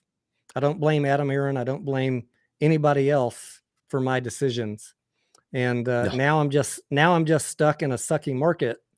But that's okay. Most of my investments are 5-year type timeframes anyways. So I know everybody doesn't look at it that way. And I empathize with you, certainly. But right now we're stuck in a market where, due to high interest rates, money is coming out of stocks, all of them. Mm-hmm. And so if you're still holding, and you decide, you don't think this company's going bankrupt, that it might be a longer hold than you thought. Yeah. Yeah. Unless something spicy comes out of nowhere. Yeah. And we don't know what that could be. I mean, we just had news the other day that there's a couple Russian cruisers and that are off the coast of in the Atlantic Ocean right now, carrying hypersonic missiles. You never know. All it would take is for something like that to launch on U.S. soil, and shit's gonna hit the fan. So just be ready for anything. I hope that doesn't happen, but I wouldn't put anything past anyone right now. Everyone is desperate, especially China. And I think Russia's starting to get desperate too. And Ukraine's getting desperate. I mean, this thing is dragging out now, and it's just becoming a money pit. It's almost like Afghanistan 2.0. Okay? And we're pouring all this money. All right, I got to stop. I'm going to stop. I'm not talking, I'm not talking politics. Shut up. Shut up, Johnny. Shut up. Wrong live stream. Yeah, sorry. We'll do that tomorrow night. Darren says, Mass, when is Wes coming on? I don't know how much Wes can add to the conversation at this point. I mean, what else more can Wes? He's put all his cards out on the table. I mean, you know where Wes stands and what his capabilities are. Now the question becomes, who's going to put up the dough to go do any of this forensic work to IntelliShare after me and Tony, I've looked just for a little bit of information about what they've been able to come up with for any companies that have hired them. We haven't been able to find anything. So I don't know. He's just a 3-hour drive for me. I have half a mind to go down there and look him in the eyeballs and Christian? see if I can get a read on the man and ask him some questions. Man, that would be fantastic, Tony, if you could, right? Yeah. I mean, what do you just off of just your first impressions? To me, he seems like someone who knows what he's talking about. He feels very confident in what he's talking about. He seems to have the 20 years of experience looking into this subject matter to know what he's talking about. And he seems genuine to me. He said something in that space call I thought was interesting. He said it's a critical time to keep fighting. More progress has been made in the last 12 months by the apes in this community than the past 12 years he's been looking into market manipulation. That's a big compliment coming from him. I think that's fair in terms of the millions of people who have gotten awareness of the fuckery that goes on in the stock market. Yep. Like this, hopefully whatever happens in this play, you guys realize that I said this in the Discord the other day. My general rule, and I made an exception with AMC. My general rule is to understand the field that I'm playing on, and I'm not in the home field, right? It's the big money institutions field. I try and play within their rules I try and play with them instead of against them. I made an exception in this, and it's either going to be glorious or it's going to be the worst trade of my career. That sounds about right. That sounds about right. But I've always known that there was corruption and it's rigged, and there's shills and people pump and dumpers, misinformation. I've always known that, and that's always been my rule. Is maybe this will be a wake up call why I have rules, right? Maybe I shouldn't have made an exception on this play, but the fact that we have eyeballs on it and attention now, if people don't give up and go away, you can make change, but the SEC and the establishment don't change in any time frame that you guys are thinking it's going to happen. I want to ask you, how many years are you willing to commit to this? Because it's going to be multiple years, or you're going to have a major market event like 2008 to get the aha, gotcha, suckers. Right.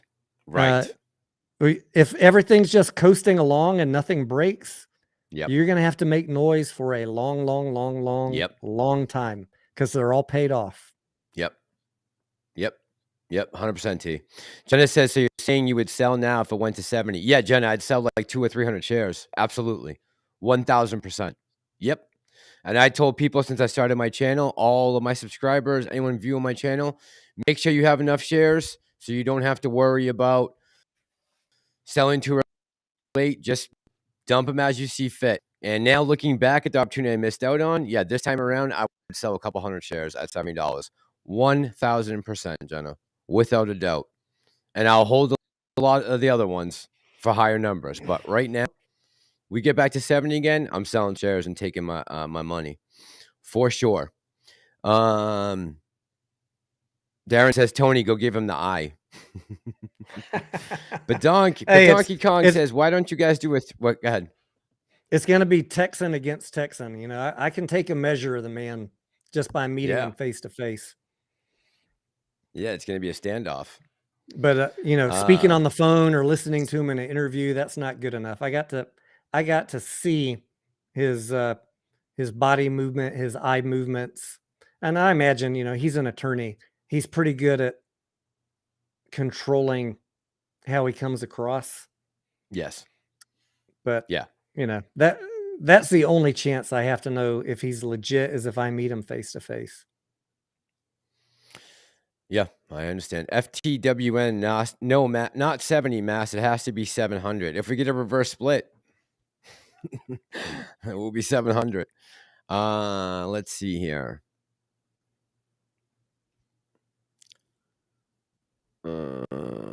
Robert says, Alonzo, question, Mass, how familiar are you with Ernst & Young? It's handling the accounting for AMC currently. Oh, Robert was the one who was talking about doing the forensic auditing earlier. So, Robert, what do you do? I don't know too much about Ernst & Young. I mean, I've heard of them as a firm, but I don't know too much about what they're all about besides being an accounting firm. I don't know much about them. T, do you know anything about Ernst & Young? Oh, I bet he's going to say that they've had a lot of fines and corruption and people cheating on the CPA exam and things like that. That's where I imagine he's going with that. Okay. Darren, have a good night. Take it easy. KYP says, well, I can assure you this year will be the last year for me. KYP, I understand. 100%. Just make sure you stay with the channel, though.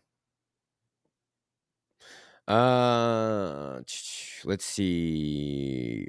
Yeah, if you guys remember to hit the likes when you come in, that would be great. Miss Tahiti, have a good night. Grandpa Barney says, Tahiti, love you, sis. Touche. Dark Latin, hey, que onda, homies? What's up, Dark Latin? Good evening. Que onda, way? Trader Anonymous says, Juicy got you crazy. What's going on? If we get back to $70, I'm holding more because that would be the first time I've seen the stock go back to ATH from 80% down. Yeah, I got enough shares. I don't have to worry about that, Traders Anonymous. So I definitely will be holding some, and I'll be selling some others. Yep. Fidelity James Spelock says, Fidelity just contacted me about borrowing my shares. Anyone's get you, James? Those emails go out to a lot of shareholders on different tickers all the time, depending on all different kinds of scenarios. Right? I'm assuming that's what you're talking about, James. Just one. I think especially when the interest rate gets really high, and they're running low on shares. They're motivated by making money. And if you've got shares and they can make a lot of money off of loaning them out, they're going to reach out to people. We always see this. Oh, GTII, they contacted me about my shares. People take that as because they sold millions of them that they can't cover. I take it as they're trying to make money while they can. Would you rather loan them out when it's 300% interest or when it's 3%? Of course, they're going to contact you when they're running low and they can make a shit ton of money on it. Right. They have probably a whole department designed to go contact people of high short interest, high cost to borrow stocks. Right. Dana, I'm not trying to make you go to bed, but you should go to bed, though. It's way past your bedtime and mine. Jordan says, I was going to sell, but Diaz floated me some to pay off my credit. If you need cash, ask Diaz. Diaz, I'm looking for any donations you want to throw my way. I'm sure Tony feels the same. Wow, Dana. Something else.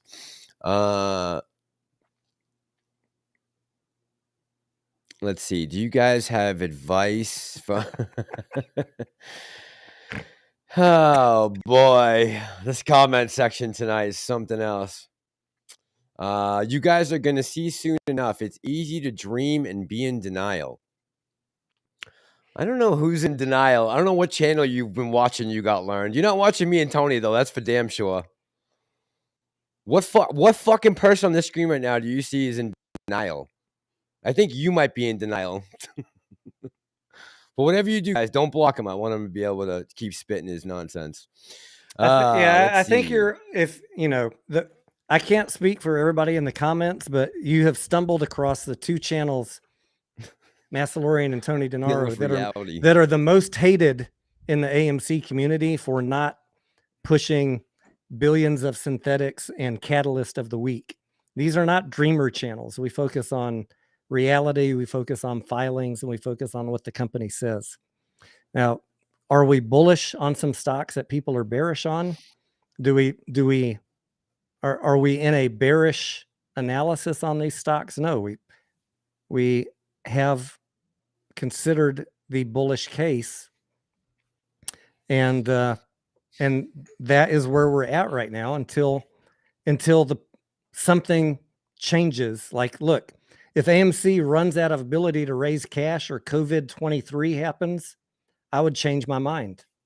Yeah. But right now I'm seeing box office increasing, new revenue streams coming online, and the company has the ability to raise cash. I do not believe the CEO is in bed with the hedge funds to put the company into bankruptcy. So are there problems? Absolutely. We talk about them every fucking day. But these are not dreamer channels that you dropped in on the chat. These are reality-based channels, and we talk about the good and the bad every single day. And if you don't believe me, just ask anybody with a badge next to their name, because I scare the piss out of them on the daily with facts. And me and Tony have been talking about fundamentals for AMC since Tony and me started collabing. We've been talking about this isn't something new for us. Talking about the fundamentals, in my opinion, and I think I can say for Tony too. The fundamentals were always going to come into play with this play when we got past June 3rd and those shares got dumped to Mudrick. At that point forward, we need to start talking about fundamentals. So from that point forward, I was talking fundamentals. When me and Tony started collabing, we started off talking about fundamentals. Go back and run the tape. Also, we were not the people pushing people to buy at 30, 40, 50, 60, 70 bucks in May and early June either. Nope. You came in after the run up. I came in before the run up when we were still at $6, $7, $8. So when we started our channels, we were not in that range. I was before the run up. It was right after. So we were pushing that nonsense from the beginning. So I'm sure you got learned that you just came and found our channels. That's unfortunate. But hopefully you'll stick with us now. Let's see. Trader Anonymous says AA would be the dumbest MRFer if he wanted to challenge us and be in bed with. Yeah, there's no way. Tony, what's your thoughts on that? Did you? I forgot if you and Boss, if you and Big himself Adam Aaron last night. Yeah, about challenging the hedgies and being in bed with them. Yeah, look, I said last night, if Adam Aaron wanted to bankrupt the company and help the shorts out, all he has to do is not come up with new revenue streams, not meet with investors 3 times a week at movie screenings, not be on Twitter engaging with you, just fucking shut the fuck up and let it die. His actions are not the actions of someone who's trying to bankrupt the company. I do not get that argument. I don't. No. His whole mission from the end of 2019 was saving the company from bankruptcy. That's why he's made all the moves he's made. He's had ample opportunities to bankrupt the company if he wanted to. I think he's fighting to save it, and I think he will go. This is a prediction, Clark. I think he will go down before he retires as the guy who saved AMC. I don't know if that will deliver you in that same time frame the result that each and every one of you want, because dilution to raise money to save the company is not going to be great for retail investors in the short term. But I think that he wants to go down as the guy that saved this company and made it a long-lasting institution and the #1 movie theater company worldwide. I think that will happen. I could be wrong. That's just where I'm at right now. And until I see something different. Yeah. I see a man fighting. Swan song. I see a man fighting. Yeah. Let's see.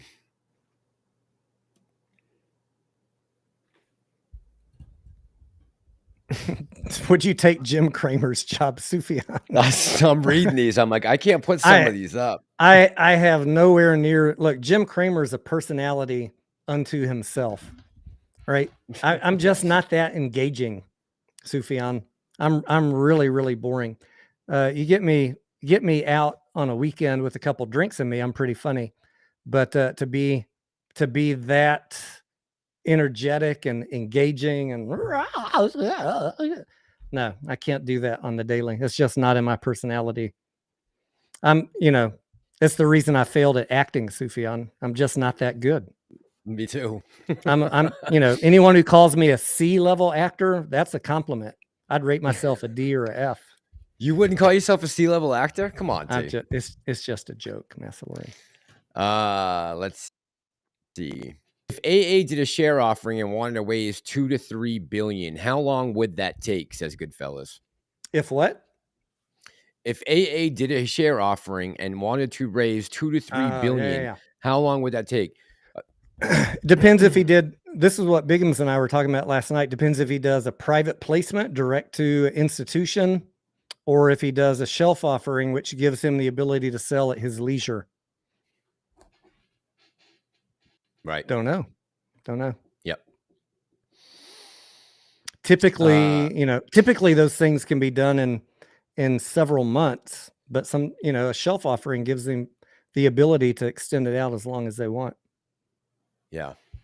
I heard you guys saying last night that why would he correct me if I'm wrong, because I only watched, like I said, I only watched like the first 40 or 50 minutes of it. What you were talking about raising that capital, and as far as what they were going to do with that money, paying off that, I mean, do you think they'll just take a large chunk of whatever capital they can raise and just try to pay off as much debt at a discount that they can? Is that pretty fair to say? They don't need to pay it all off right away. Right. Okay. Right. Yep. It probably depends on what price he can sell it at, how much they can raise.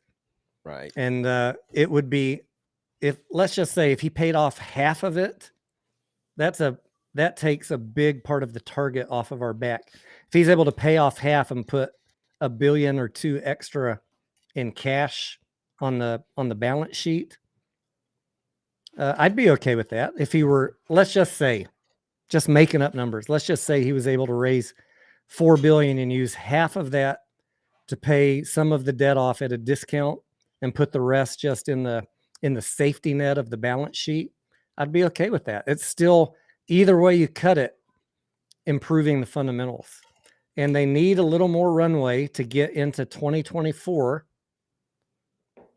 to ideally, if things continue on the trajectory that they're at, to get the box office back to where they have a shot for operating profit. Okay. Does that make sense? Yeah. Yeah. So yeah, I'm not looking for him to pay $5 billion of debt off. That's not on my requirement list. I'd be okay with paying part of it off and banking some of the rest. And did I hear you guys correctly last night say that they had closed down? Did you give like a flat number or an estimated number on how many AMC locations? I tweeted it out a couple months ago, Mass. Sure. It came out of the company, one of the company's press releases or financial statements. Okay. I don't remember the numbers. You guys have to go back and look at my Twitter a couple months ago.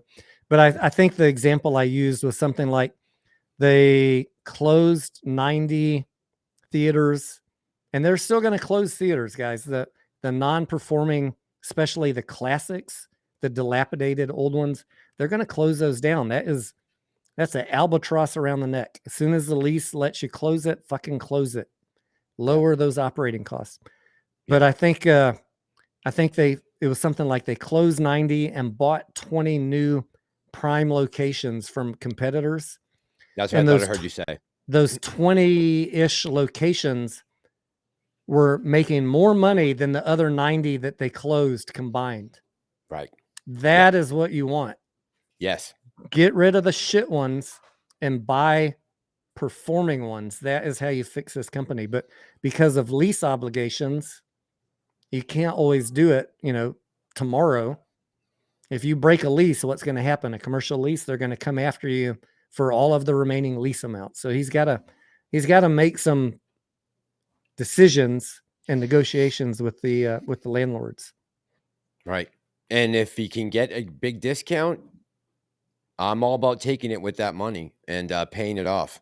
Don't get your feelings hurt, guys. If he shuts a non-performing theater in your area, he's making a smart business move. That's not Adam Aaron trying to bankrupt the company. It's actually him doing the opposite. Exactly. And if it has the word classic behind it, it's probably on the cut list. Yep. AMC That's exactly classic. what I was going to say. AMC classic, those are on the cut list. I guarantee it. Yep. Julie, how you doing tonight? Julie says, I agree with you. I want to believe Adam is in with the hedge funds, but C. Clark has some pretty damning evidence he's digging into. LOL. Look, as far as being in with the hedge funds, look, if we find that out, there will be hell to pay. I mean, if that somehow comes up that's going on, I'll lead the revolution. Me too. I said that I said that on my Discord the other day, and until I have hard evidence, and hard evidence for me, guys, is not somebody on Twitter or YouTube making claims. Allegations are not evidence. And I've looked at all of the stuff that people post, but none of it has met my test yet. I don't trust anybody. I'm not in bed with Adam Aaron. He's not paying me. The second I wish he was paying us. Right. The second that anything were ever met my what's the legal term, Massalorian? If it met the burden of proof that he was doing something illegal, I'd be all fucking over it. But I'm not. And I would sell everything. Yeah, but I'm not there yet. And I see the things that people are upset about, but this is mostly, in my opinion, people that bought too much. They over leveraged at high prices. They listened to Trey and Matt and had unreasonable price targets. And their dream just got crushed as they slowly start to realize what you and I have been saying for a year and a half, that you shouldn't be focusing on catalyst of the week or clickbaiters are talking 500,000 price targets. Have a grounded reality view on this play. You sleep a lot better at night, and you don't wake up and turn on the CEO overnight and fall prey to all the people that are feeding these guys stuff. Here's this little snippet. Why don't you push it out and tell them you've got an allegation, but you haven't looked into it? You just want to put some ominous music and make it sound really bad. That's what people are doing right now. I mean, I'm not even joking. No one's backing anything up with really anything. They're just putting out allegations, doomsday music, and they're people that are in a certain emotional state are being taken advantage of, and they're all being fed by a couple people. I can guarantee it. Yeah. They're being fed this information, and then they run to YouTube or Twitter and make a video on it. And it's not their original idea. They don't even know what they're talking about. They haven't looked into it. They're just putting out emotional, negative information. And I feel bad for them. I do. But just like they were susceptible to the clickbait on this side, now they're getting drawn into the negative clickbait. And it's just, it's unfortunate, but they should take a harder look at their ability to really dig in and do their own due diligence. Chris, I'd rather see sold more ape. I'd rather see them do a video saying, I got this lead on a deal in a Caribbean island, and I've spent 3 days looking into all 5,000 pages and 4 years of it, and I want to share with you my findings. They don't do that. They just post a couple of screenshots of a lawsuit and say, you guys should look into this. Adam Aaron's against you. That's bullshit, guys. That's not due diligence. You're contributing negative emotion to a play without having understood what you're talking about. DC says Al from Boston is really mad at AA. AA should be really mad at Al from Boston. Al from Boston came out saying he was a Harvard professor giving $1 million price target, and that there were 5 billion synthetics on the market. Al from Boston owes a your apology, not the other way around. Al from Boston is looking for cover to cover all the bullshit clickbait that he's put out over the last year and a half. From day Instead one. Instead of blaming himself for all the nonsense and bullshit that he put out, now he's trying to divert and blame the CEO. The only person he has to blame is himself because he's put out nothing but bullshit. Who's Scott Allen T? He's a anti-AMC channel. What's up, Andrew Scotty? says Scott Allen showing this live on his channel. Is that a copyright violation? I don't know. Is that a copyright violation for him to run I don't this? know. We'll find out if you hit the button after we're done. Okay. We'll find out. Yeah, Al is a friggin' clown is right. If I get comments about Al anymore, I just ignore them. I mean, the guy still has a problem with putting his face on camera. I don't understand that. Or answering a comment. And now Big Lou's doing the same thing. No comments, no face. It might be in person. I don't know. They might be. Who knows at this point? But another guy, though, that came around talking about brackets. And, that got a lot of people pumped up back in the day. That's why we had to keep putting him in his place, because that got a lot of people amped up, saying that there's how many synthetics are out there, and his price targets of 800 to 1,000, and next week it was 1,200 to 1,400. All of that comes into play when you look at where we are right now and the disappointment that seems to have found its way into the community. Yeah, and almost everybody that's making anti-AMC videos right now are the people that listened to Lou, to those and people. Trey and Matt. Right. And all gone. Right? That was your first mistake, listening to those people. And Al, I should add him into that. Yeah, he's the only one still kicking around. I don't know how. Not for long. He'll disappear himself soon. He'll puff smoke. What is he? Oh, pop smoke. Yeah. He's gonna pop smoke. Pop smoke and vaporize. Man, those two comments took on a life of their own the last year. You will never be me. You can't be me. Remember those? All those? Well, Lou, we got 2 channels down, 1 to go. Man, that was just to see the high and mighty fall. Shit. That was a rough fall for Lou. He was right about Ape, P, but nothing else. Right? What else was he right about? Nothing. There's no effing brackets. He didn't prove anything about anything. Mike Ginsler, Robot Godzilla, all that bullshit March 3rd, none of it fucking came to fruition except for Ape. That was the only thing that he was right about. And that was probably a fucking guess at best. Because notice, as soon as that happened, his channel disappeared. So, Al from Boston says, Coast, Wolfpack shit discouraged me from the community. Well, I'm glad you're back, Coast. Glad you're back. Yeah, we did miscall Ape. Yeah, 100%. I will own that. We have to. I completely didn't see the amount of people.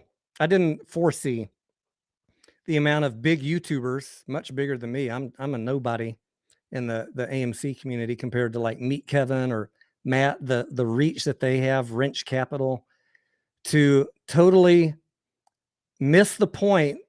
They missed the whole point that Ape dilution is AMC dilution. They just sidestepped that. They're not accountants, right? But dilution on Ape is dilution on AMC. It's all on the same financials, diluted earnings per share formula, yada, yada, yada. We've gone over this 100 times on my channel, but they didn't talk about that. What they did get right is that with Ape being a dilution instrument, it was going to be attacked. I didn't foresee this many big people coming out against it and scaring people out of it. Oh, Lou also. Lou, Matt, Wrench, Meet Kevin. They rug pulled everybody's confidence, and then the shorts just capitalized on top of it. And I think big institutions said, hey, we don't need to hold Ape because our ETFs are only, we're only, the Russell 1000 only needs to hold AMC. So dump Ape. I missed a couple things. I missed foreseeing that, but I made up for it by buying more Ape the cheaper it got. And so I think I'll be okay as we go into the vote. But we'll see. We'll see. I don't get everything right. I make mistakes too.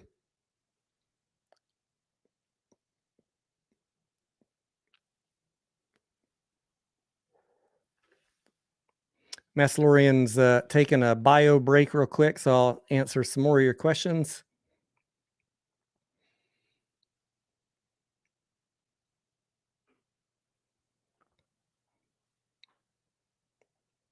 Red Star says, I need ape at $8. That would be nice. I'm not forecasting it to go that high. I hear people saying it's going to go up to $10.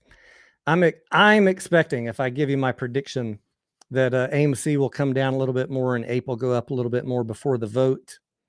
That's my statistically, what's statistically most likely to happen. They'll meet somewhere close to the middle, not exactly. But you never know. Just not that much short interest on ape to make a big jump in it to happen. And I don't talk about synthetics. I just talk about the short interest I can see. They're shorting the fuck out of it. They were, but it was all day trading, in and out, same day. Drive it down, get out. Drive it down, get out. The carrying short interest on ape is not that interesting to me to say it's going to squeeze massively.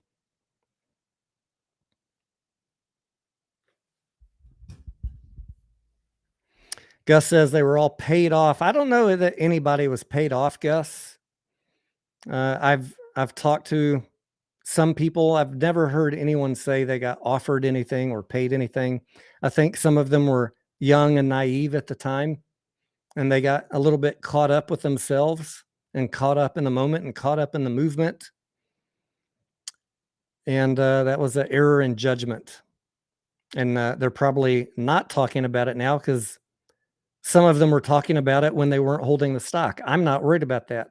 I have a position in the red. SEC can come ask for my records any day of the week. I will keep talking about it as long as I'm holding it. And if I ever sell my position, I will tell you guys. But I think some of these guys went away because they're not holding the stock.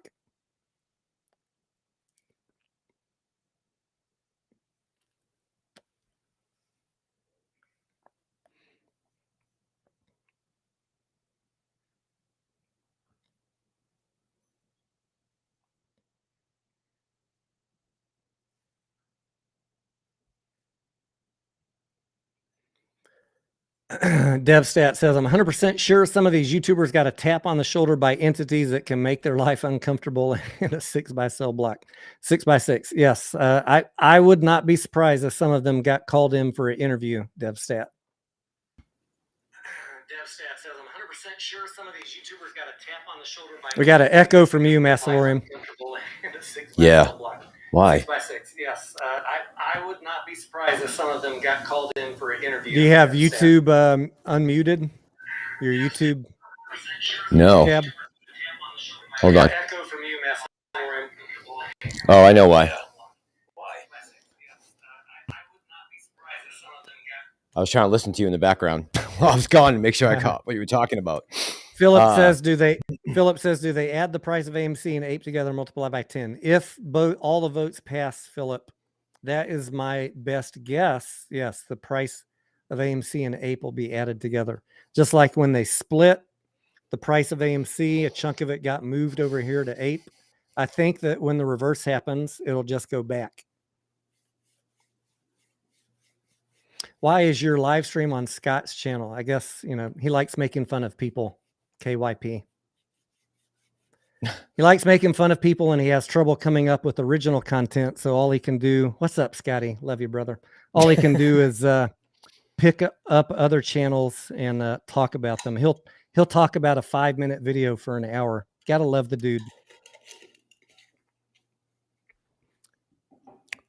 Clark says, Tony was saying that there's an argument to be made on both sides for the reverse split and against the reverse split. Yeah, I have not made up my mind, Clark. You guys know, if you've been listening to me for a long time, I talk you out of getting into reverse split plays. Most of them are penny stock plays, but I talk you out of getting into them every single week when you ask me about them. And shout out to the Mullen people. You got a reverse split on the table. Don't say I didn't warn you if the reverse split happens and it craters after that. It's a penny stock And the 95% of them will tank after a reverse split, especially because they have dilution on the table also, and it's a penny stock. I know I hate to say that, but on these penny stock retail plays, I've been right far more times than I've been wrong. I'll buy Mullen at 15 cents or 15 cents equivalent after the reverse split. That's when I'll consider it. But I'm not jumping in right now. Proud man, have a good night. Catch some Z's. Chris says, I got into AMC for a short squeeze. Touche, Chris. Why didn't all of us sell at 70? Because we all believed it was going to be the MOAS. Yeah. I mean, we all held through that shit. There was a lot of retail momentum, but going back and a lot of retail interest, sorry. But going back and looking at the chart, it's the same chart as every other retail momentum play. This one just got extended out a lot further.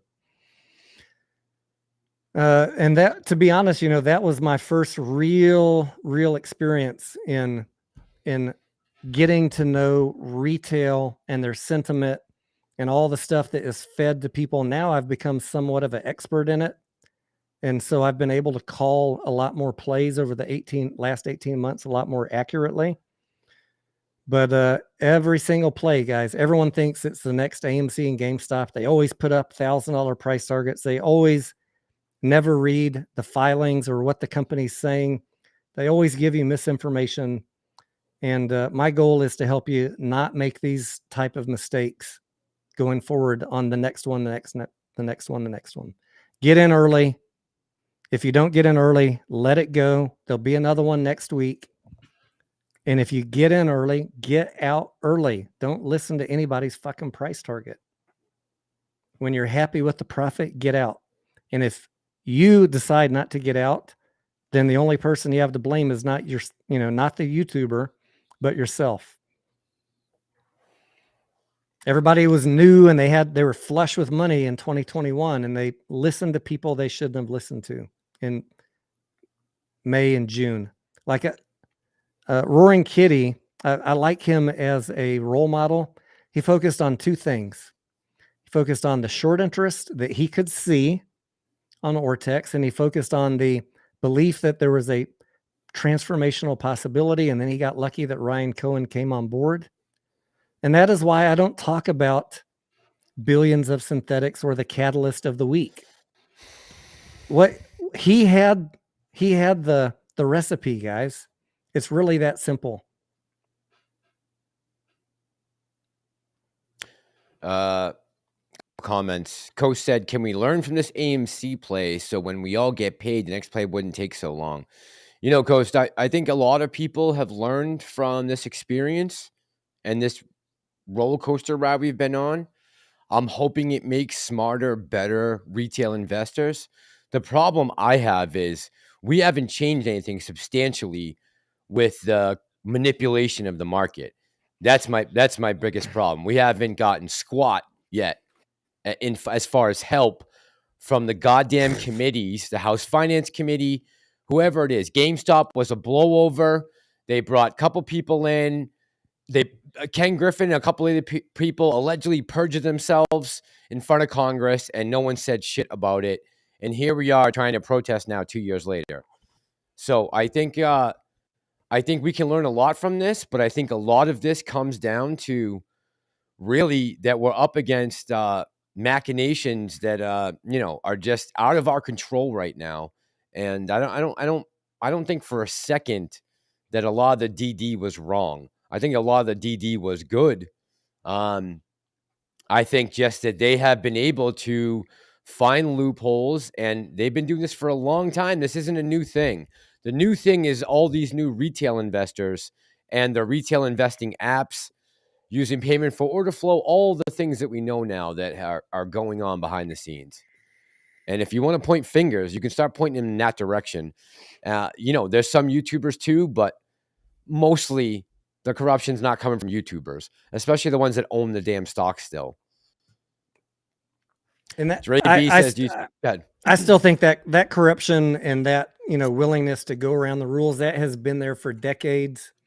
And unless something unless the market implodes and they get caught red-handed, it's going to be around. So learn to play on the field. You're on their field. Learn to play within their rules. We don't every play you get in does not need to be a tilt the windmill type play where you're trying to fix the corruption with this play. There's plenty of opportunities every week to make money. Yep. Someone said, how do we find these plays? I kind of scour the pump and dump channels and look at the high short interest stocks, and I have certain accounts that I follow on Twitter, certain accounts I follow on YouTube that are what I call the pump and dump channels. They don't do due diligence. They tell you to ignore things. Oh, they filed for bankruptcy. Don't worry about that, guys. Ryan Cohen filed that he's going to sell a bunch of shares. Don't worry about, that type. Those channels can give you an indication early of what is about to get pumped. And if you catch it early enough before it starts running up, put a little bit of money on it, a small percentage, if you like momentum plays of your overall portfolio. Don't ever fucking load the boat on one play. That is just not good risk management. But if you catch those plays early, if I catch them early, I put them in the Discord. I wake up every day early, look at the pre-market, if I see something interesting, I'll call it out. And as I'm scouring my different sources, if I see something interesting, I'll call it out. But I give realistic price targets, and I give the warnings, like this is a play that's going on right now based on no news. So if you're getting into it, have a stop loss, or you can't take a bathroom break. You can't walk away from this play. It could turn down in a moment. Yeah. I don't do the $1,000 price target bullshit. Never have. God, you know how many times I was asked last year about brackets and all that shit? And I'm like, I don't know anything about brackets. I don't know shit about brackets. Derek, good morning from the Philippines. How you doing this morning? KYP says, Mass, that's because Congress is corrupt as TF. They are in bed with Kenji and Vlad. Yeah, they're paying their speaking fees. So there's no reason not to assume that. Jenna says the hedge funds want you to vote no, so all those people saying no. Yeah, I mean, look, some people are saying no because they don't want to see their share size decrease. And I get that, right? I get that. That makes perfect sense to me why someone would think that. But if you're looking at this through towards to the end, if you're looking to get to the other side of this, then no might not be the best answer for us, right? We need to change something up. Papa Shack says nothing will ever change if we just let it happen like we have for the last 2 years. We need to stand up together and make a lot of noise. We just keep bending over, though. Well, me and T aren't bending over, and none of you guys in the chat right now are bent over. So not everyone's bent over. We're still trying to make noise. That's why I haven't sold. That's why I haven't shut my channel down. That's why I haven't stopped talking about AMC, because I still think there's a lot of work ahead of us.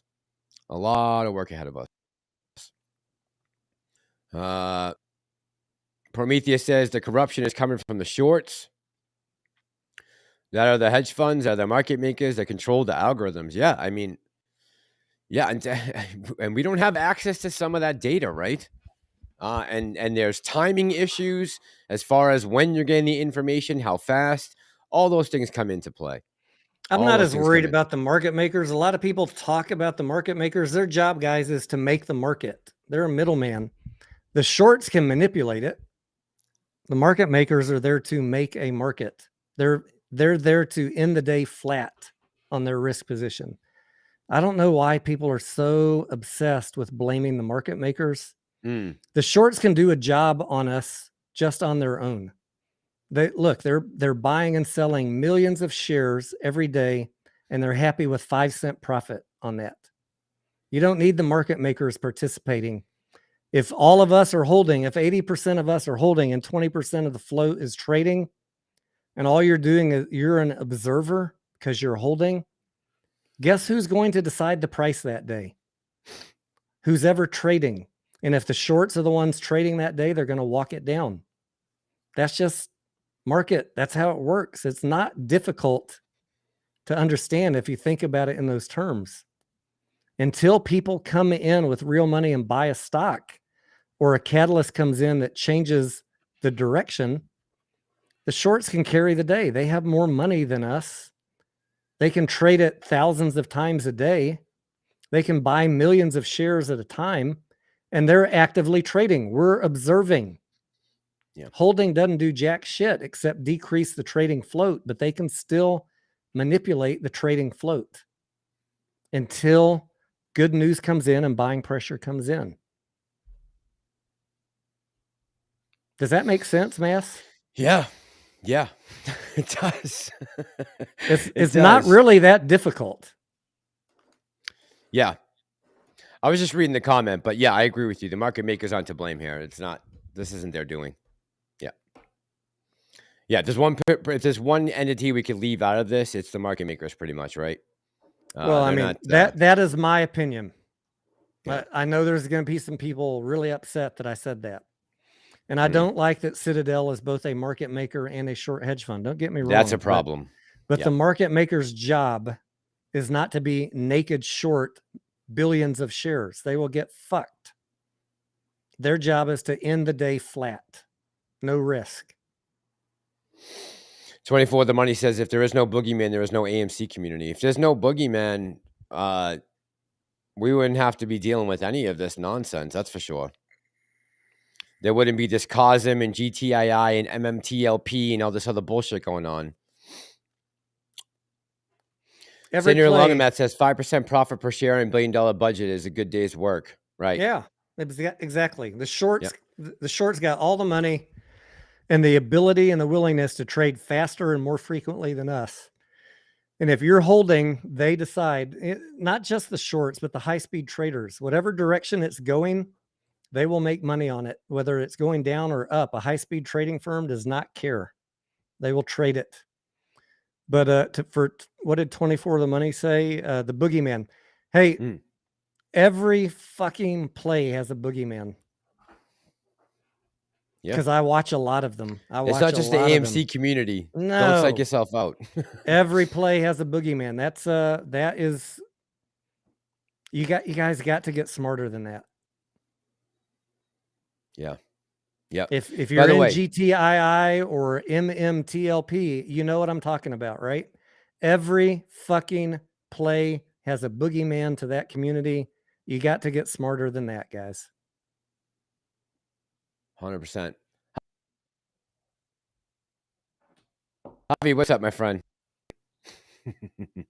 Let's see. By the way, I have a my next door neighbor is in SAG. He does set design, and he said that they've canceled a bunch of projects in the local area, well, in the New England area for TV shows.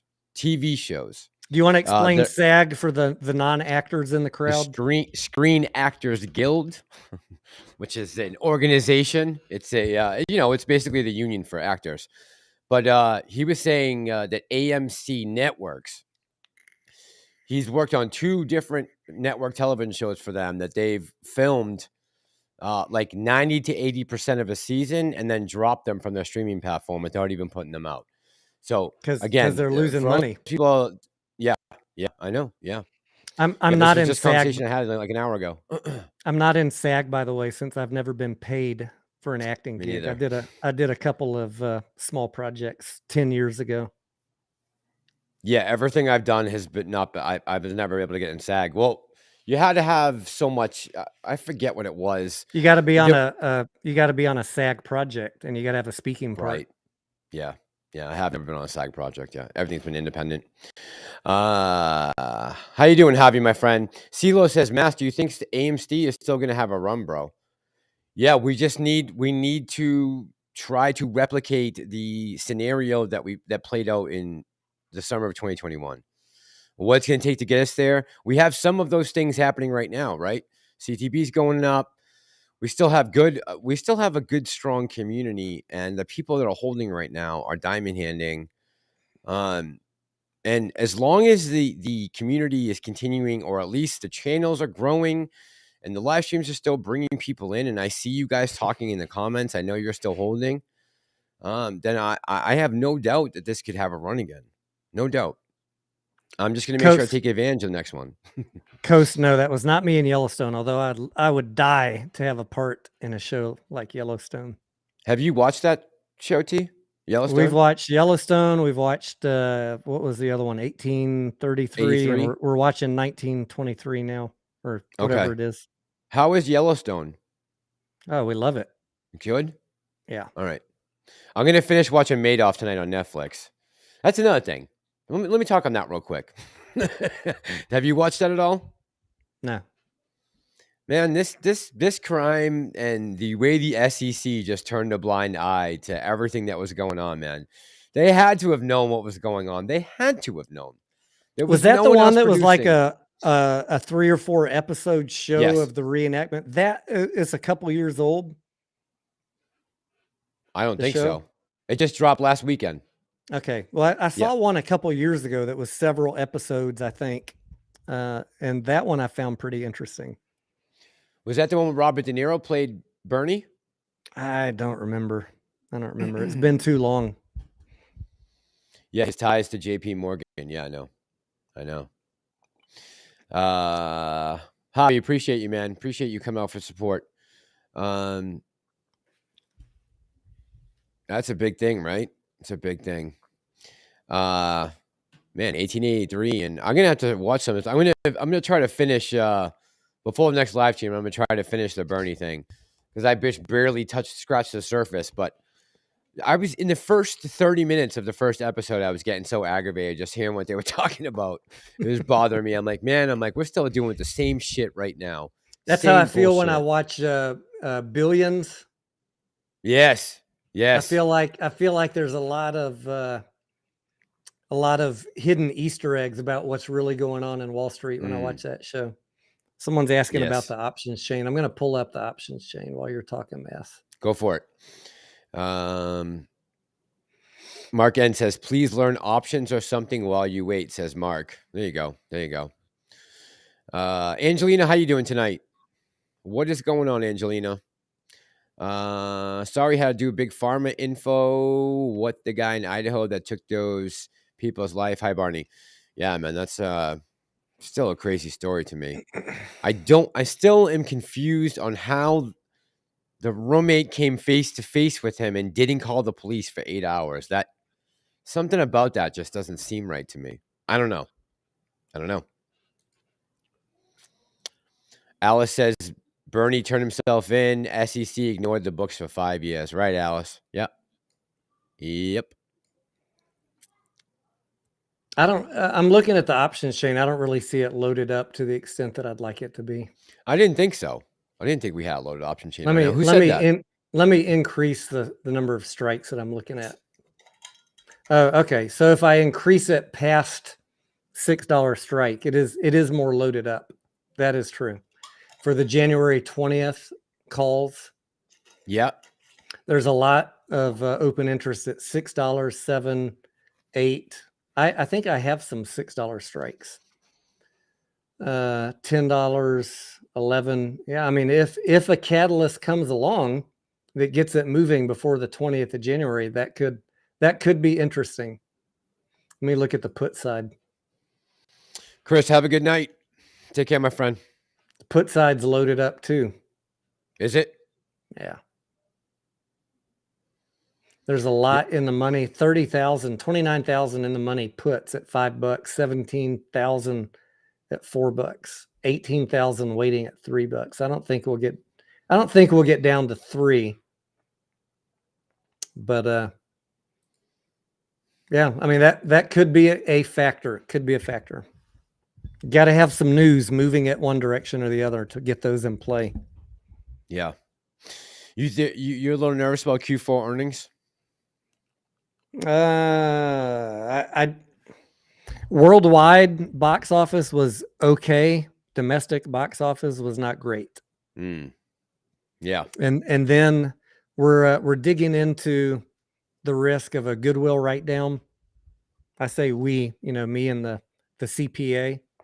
Mm-hmm. But our goodwill position on AMC, we're at, with the write down that we took in 2020. For those of you that don't know what goodwill is, it's a item that the company has to look at once a year. And so in this next quarterly update, there's the potential they could do a goodwill adjustment, which could negatively impact the earnings. But we took a write down in 2020 when all the theaters were shut down, and our goodwill is as low as it's been since 2015. So I understand that people are worried about another goodwill write down, but I don't know. You got to look at market cap. You got to look at the contributing value of all the different entities that AMC owns. I'm not an accountant, guys. I'm not a CPA. So I can only make a rough estimate, and I'm not 100% certain that we'll get a goodwill write down in this upcoming quarter, but we might. But we are looking into it, and you guys know I don't just talk off the cuff. So once I get a CPA opinion, not a YouTuber opinion, then I'll share that with you. Clark says, broke ape, I'm sitting here eating ice cream. I didn't see what you wrote me. Clark, what kind of ice cream are you eating? That sounds good. Ellie says, hi guys, was wondering how the hedge funds brokerage is. How you doing tonight, Ellie?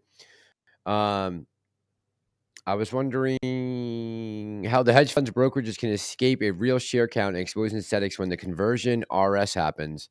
I would like it all to be exposed. Your thoughts, man? We heard that with ape, right? That was going to expose something. I don't talk about synthetics on this channel. There you go. That's my easy answer. Go follow up with the channels that are pushing the synthetic theory, because it just hasn't amounted to anything in the last 18 months. And I can't talk about stuff I can't lay tangible hands on. That's what's killing me too. I can't prove it. The fact that they potentially could exist makes it an interesting play. I'm not going to say they don't exist, but I can't in good conscience come on here every day and talk about that, because I can't talk about things I can't show you. Yeah, that's a problem, right? And that's been a major problem, because some people have based all of this off the expectations there's 5 billion synthetic shorts out there. I've heard 9 billion on some channels. That's true. Al from Boston, I think, had 9 billion. Where is your evidence for that? It's on a spreadsheet that you created yourself. Correct. Correct. Yeah, so don't get me wrong. I'm not saying that there are some rehypothecated, and there's always some naked shorts from a market maker, and there are shorted shares we can lay eyes on. But anything beyond that, guys, I can't talk about it because we have no way of proving it. Could they potentially exist, as Wes Christian and 50 YouTubers say they exist?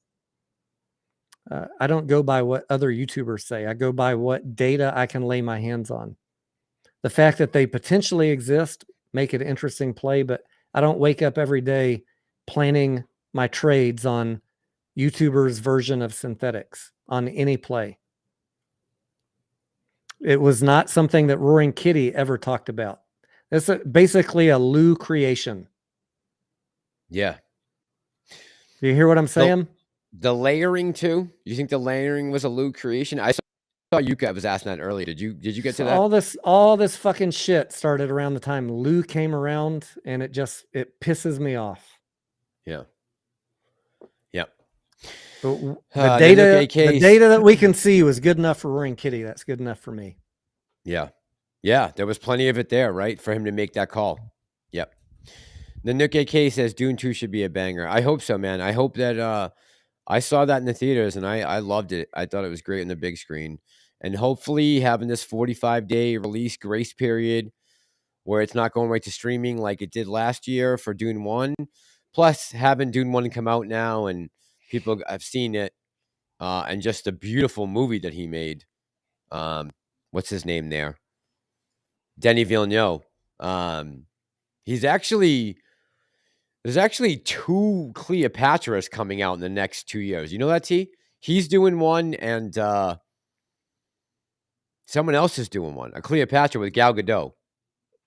Oh, that would be nice. Yeah, it's going to be a historical epic. I like redheads, but I like me some Gal Gadot too. I'm a big fan. Yeah, I'm a big fan of Gal. Yep. Big fan. Someone said Ape Father should be taking this all in stride. I don't know, man. I would be pretty pissed off right now. I mean, he always blames Lou for costing him this play. The only person to blame is himself in the mirror. That's it. Only one. No one told you to buy. Divestar Omega says, latest tweet, just data on Randall Cornett. Yeah, I watched this thing on ISDA last night after Tony. Maybe it was this morning on the ISDA filings and them becoming compliant as far as the computers talking back and forth to each other with transparency. Look, I hope that's all true. I hope it makes a big difference, but it may take a little more time than we think, right? For all that to be implemented and actually see some results from it. Anthony Delaney says, redheads, thumbs up. Andrew says, Gal Gadot will put me in the hospital. Let's see here. I almost always dated brunettes, Massalorian, until the time that I met Scarlett. I was dating 3 redheads at the same time. Really? Yes, like never in my life. And then all of a sudden, three at once. But that's interesting. That's interesting. When it rains, it pours. Yeah, when it rains, it pours. I always thought, and I still to this day I'm head over heels. For some reason, all of my long-term girlfriends, blonde. Don't know why. Don't really have a huge attraction to blonde hair. Nothing wrong with it, but I'm a brunette guy, dark skin. But all blondes, all fair-skinned blondes. I don't know how that happened, but it is what it is. Beggars can't be choosers. You need to come down to Texas. We got a lot of good-looking blondes down here, my friend. I want the brunettes. I don't want well, we got. I didn't settle. I'm just saying they just happen. We got to be a lot of good-looking brunettes too. That's what I want. Let's see. Yeah, Alice, the Liz Taylor, Richard Burton one. Yeah, when that was a big epic movie, right? Big time. That's another thing they were talking about with the epic historicals was the box office numbers they were getting, how they were just crushing it back in the day. I'd like to get back to that. Jay Yates says, it was 4 redheads at the same time. Really? 4 redheads you dated at the same time get in Texas? Wow. One lived in Florida. I met her on that salsa cruise that you and I have talked about, and the other 3 were here locally. No way. Is there a lot of redheads in Texas? Where I go, there were. Where you go, I guess so. All right. The other 3, 1, 2, 3, I all met them country western dancing. Yeah, I need to move to Texas. It makes more sense to me. There's a lot of blondes and brunettes, and if you like Latin, a little Latin flair, that's where I want to go. Right? I want to go to Texas, right? Yep. Pretty much. The one in Florida was a salsa, and she was a salsa dancer, bachata, and ballroom waltz. Oh wow, she was that's a wide range. She was a competitive waltz dancer. Wow, man, way out of my league. I'm not a. I was gonna say the same thing. I'm a 2-beer country waltz dancer, but not competitive ballroom dancing. No, not my thing. No. Dan Man says, how is the knee? Thank you, Dan, for asking. I'm at 95% mobility, Dan. Working on really. Getting you're still impeded by that a little bit. Your knee, Jesus. Yeah. Man, it's been a long time. I'm at the point that I can kneel down, like sit. You know what is it? What is it? Sitting where you sit on your heels. You know what I'm talking about? You just sit down and I can't do that for more than a couple seconds without pain, but I can at least go all the way down and sit on my heels, like to load the mini fridge or pick up a rabbit and throw it across the room. Okay, so you can fully bend your knees back into each other. I mean, your legs back into each other. Okay, gotcha. I can, but it hurts. Yeah. Okay. So you're 5% away. I'm not going to be doing any deadlifts or squats just yet, but I think that I could do some partial mobility squats with lightweight. So I'm 8 days now into my carnivore diet based on the members of the channel voting. And maybe later this month I'll get back in the gym. There you go.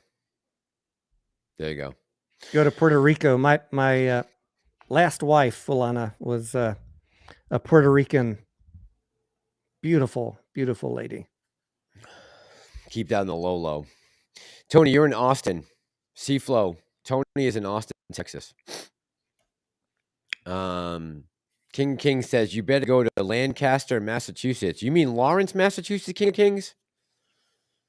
I don't think you're thinking of Lawrence, not Lancaster. I think. I hope. I don't even know if there is a Lancaster, Mass. Happy World Carnivore Month today, Tony, says Benedict. I didn't know that this was Carnivore Month, but I've been very strict on it. About 2 meals a day, and I haven't weighed myself, but I just eat when I'm hungry. It's 2 meals a day, and I haven't cheated. 8 days, very strict. There you go. There you go. Paul says, Tony, did you look at NVCN and their past RS and what they look like now? Maybe that will happen to AMC. Let me pull it up. I still have the stock screener up, NVCN. And let me look at the ones that I have on my video. I looked at the ones that were in the last 3 years. It was not in the last 3 years. So I looked at 1 billion market cap and higher in the last 3 years. But let me see what's on my screener here. Over 1 billion, under 10 years. NVCN is not on the over 1 billion list. What's their market cap? What is their market cap? It is 62.27 million Canadian. Okay. So that would be the under 300 million. Let me see if it comes up on this NVCN. Oh gosh, there's 800 stocks. 800 stocks that have done a reverse split under 300 million in the last 10 years. NVCN.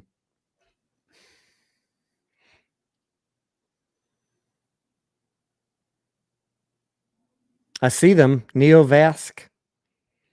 They're up 206% in the last year. They did a reverse split on April 28th. So no, I did not look at them because I was trying to pick up companies that have done a reverse split. Okay, so that was April 22nd. That's in the last 3 years, and it's under 300 million. Why is that not on my list? Because Canadian? I'll have to check my filter criteria. I'll take a look. Not tonight, though. Devastator Omega says Brendan Fraser made a movie about Lulu called The Whale.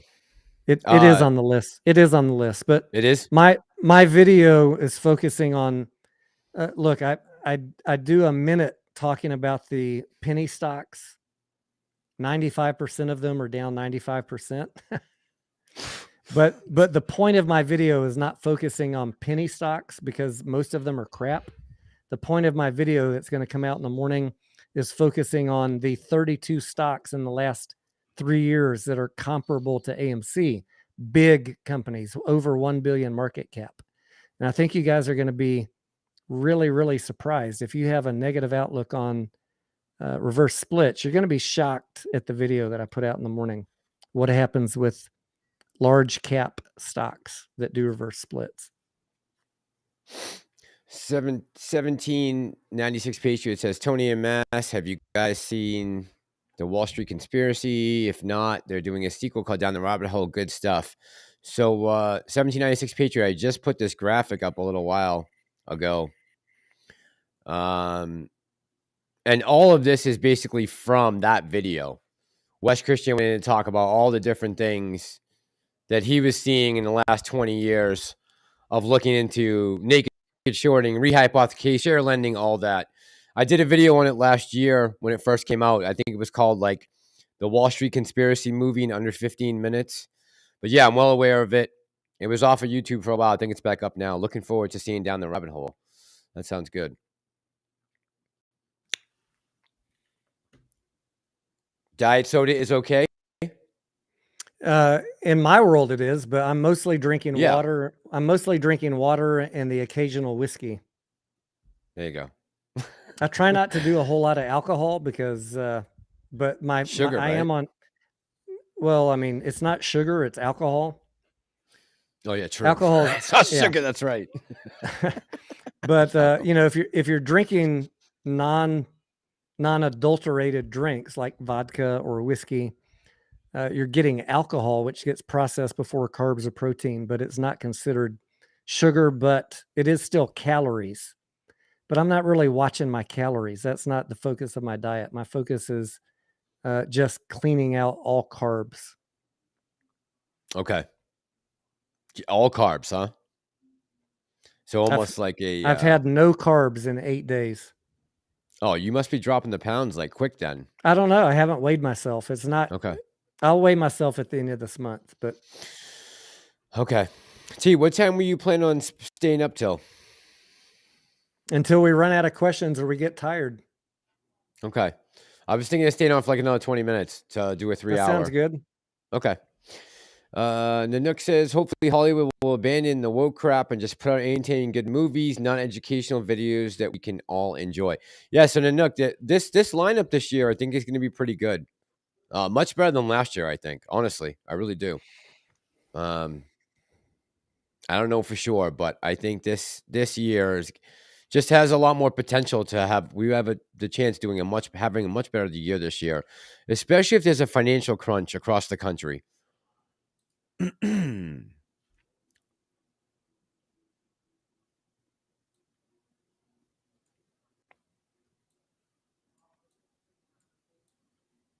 Oh, don't go back and watch that video now. That was 2 years ago. You won't be happy with the quality, King and Kings. But if you can find the Wall Street Conspiracy movie, definitely go check it out. Wes Christian breaks down everything from what's his name there? Patrick Burns and Overstock. That's how he got on the case originally 20 years ago. So, by the way, Tony, do you know where Rogan lives down by you? Someone asked in the chat. Do you know where his spot's at? I don't. I haven't seen him in a few years. No, not since he moved to Austin. Not since when I saw him, he was not living in Austin. Okay. MTBR, good evening. I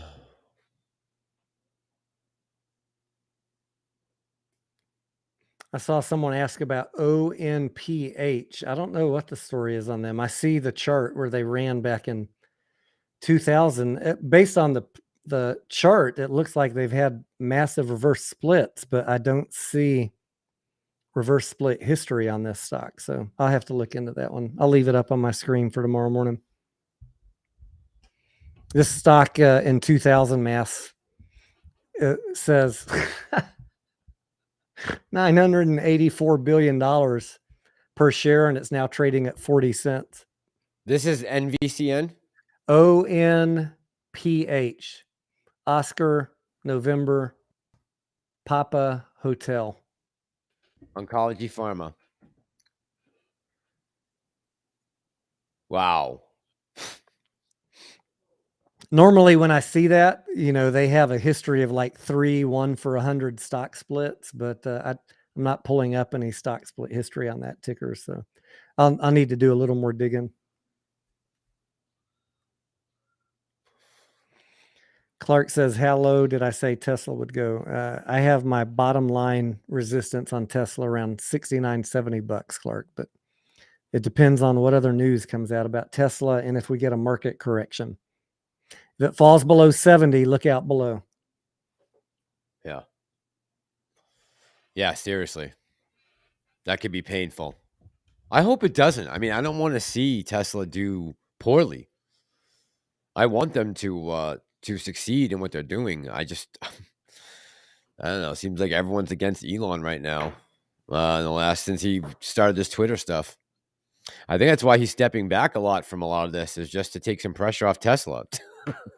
Don't you? He hasn't been in the news as much in the last week, has he? No, not at all. Not since he dropped the Twitter files to Taibbi and Barry Weiss there. It's been a little bit since he said anything. Gigi says, anyone recommend a good live stream? I think she wants to say for a run up on stock. I've heard to look at volume when selling, i.e. AMC squeeze. Chat, trying to help Gigi out. What are we talking about? When AMC squeezes next, or just in general? I think she's just looking for a good live stream to watch during the daytime. I mean, Tony does tickers in the daytime. Yeah, I mean, if something interesting is happening right now, I'm a little bit tied up taking care of my wife since she had her accident. But and I haven't been streaming as much in a down market because it's just harder to find good plays. But there have been more and more coming, and every day I'm like, maybe today will be the day that I go back and stream all day. But then Scarlett had her accident, and I'm spending my mornings still watching things, but having to take care of her also. So soon we'll be back to the daily live streams. Clark was asking about Smith & Wesson. Can I just jump in on that one real quick? Go for it. Clark, we talked about that a couple times.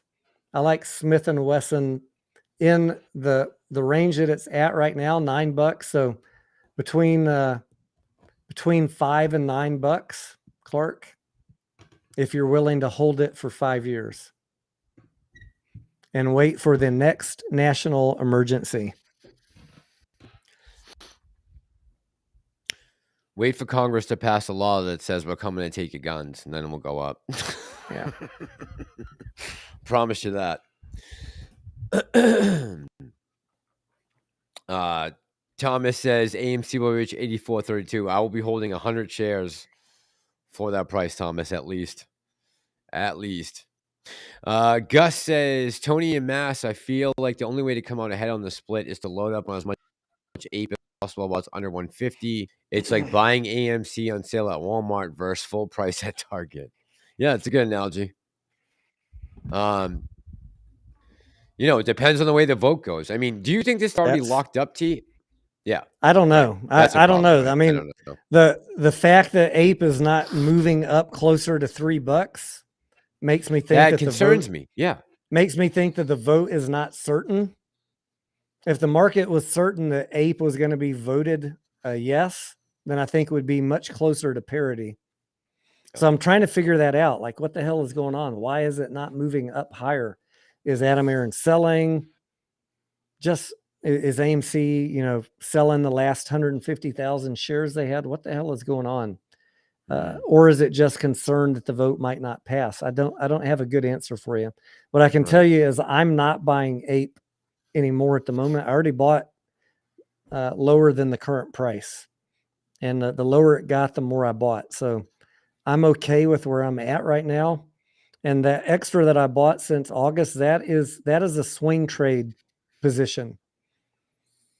Right. I have my OG ape that split for my AMC. I'm not going to do anything with that unless it were to run up to $10 or $20. But if ape runs up to $3 or $4 or $5, the whole point of me buying it since August was to swing trade that, and I will. But I didn't sell in the run up to 220. I thought it would go higher, and I still think it could. But I'm like you guys. I'm scratching my head. Why is it stuck? I don't know. $1.39. Yeah, I know. We thought they were going to come up to kind of meet each other again. Julie and Clark own 3 Teslas, but they're a little expensive for their taste. Man, I would take one right now. I would take one Tesla right now. What do you guys have for Teslas? We already have all 3 models? King said, I think it's not moving because a time hasn't been put on when the vote will happen. Could be. Maybe after January 22nd, when we get an actual vote date and see the proxy, maybe we'll see some movement. That is a possibility. Yeah, absolutely. Absolutely. I feel like for me, caution is is the where I'm at right now in this play. Like I said, it's already, of all the positions I have, AMC is my largest. I have many, but what I've been mostly adding is things like Amazon, Tesla, blue chip stocks that I'm going to hold for 5 years, and I'm looking for deals on these stocks. Yeah. You got it, Coast. I'm with you, bro. Granny Banger says, I can't believe you guys are still talking about AMC while kids are making thousands a day option scalping. Which kids, Granny Banger? Please let us know who they are so we can follow everything you do. They tell you about all the ones they're making money on. They don't tell you about the ones they're losing money on. Right. That's all I seem to hear is, oh, well, it's never the bad place, always the good ones. I've done years of options trading back in the .com era. And then I learned that you were trading options back then, yeah? I was, in my personal account, I was only trading options, and I was fucking killing it until I wasn't. And so I've learned to be a little bit more judicious about when I buy options. It doesn't interest me to scalp options on a daily basis. If I'm buying an option, I'm buying it because I think I have a reasonable greater than 50% chance of making 100% or more.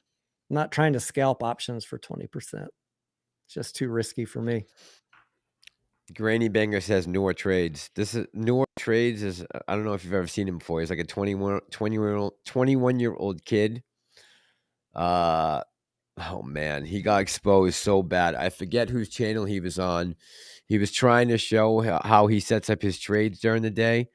And it wasn't CoffeeZilla, but it was another channel. I can't think of the name of it. I'm going to find it and put it in a video coming up. Noor Trades. I'm going to write that down. I got to show this video. We'll show you how many the options kids are making. I'll make sure. I'm so glad you brought up Noah Trades. I forgot all about that little clown. All right. We'll move on. I never heard of him. From that, though. Most people haven't. I only heard of him because of CoffeeZilla. That's the only reason I know about him. All right. I'm going to take a look. I like CoffeeZilla. Yeah, me too. He's awesome about exposing all kinds of nonsense going on, especially some of the crypto stuff, and he's just very good. He's very good at digging into things. I've tried to reach out to him a couple times, to Steven, but he's probably busy as hell, man. He's got a million things going on. He's like calling out Logan Paul and probably just something he doesn't want to get involved with. Coach says, was it God Pill? I've seen the God Pill, man. Gosh, that guy lost $1 million. Made it and lost it. Yeah. And lost another 800,000 for someone else. Rocking them options. Crushing it.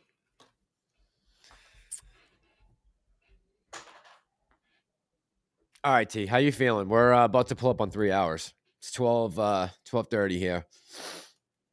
I'm sure Scarlett would be happy if we close it up. I hear her watching TV. I hear her watching TV on the other side of the house. So. All right. Yeah, I'm going to finish up watching some of that Bernie tonight, at least to get the first episode done. And then tomorrow back to the drawing board, right?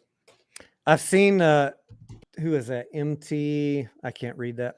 Didn't CoffeeZilla call out Logan on the crypto egg scam? I've seen his thumbnails. I haven't had time to watch any of the videos. Oh, yeah. He called him out big time. A couple videos he's done on it. Yeah, it's not cool what these guys did. A lot of these guys are scummy, man. They're just really scary. I mean, I don't know. I think sometimes, I'm live too much. I shouldn't be making so much content. And then I watch some of these guys and I'm like, you know what? I'm like, what I'm doing is nothing compared to the shenanigans these guys.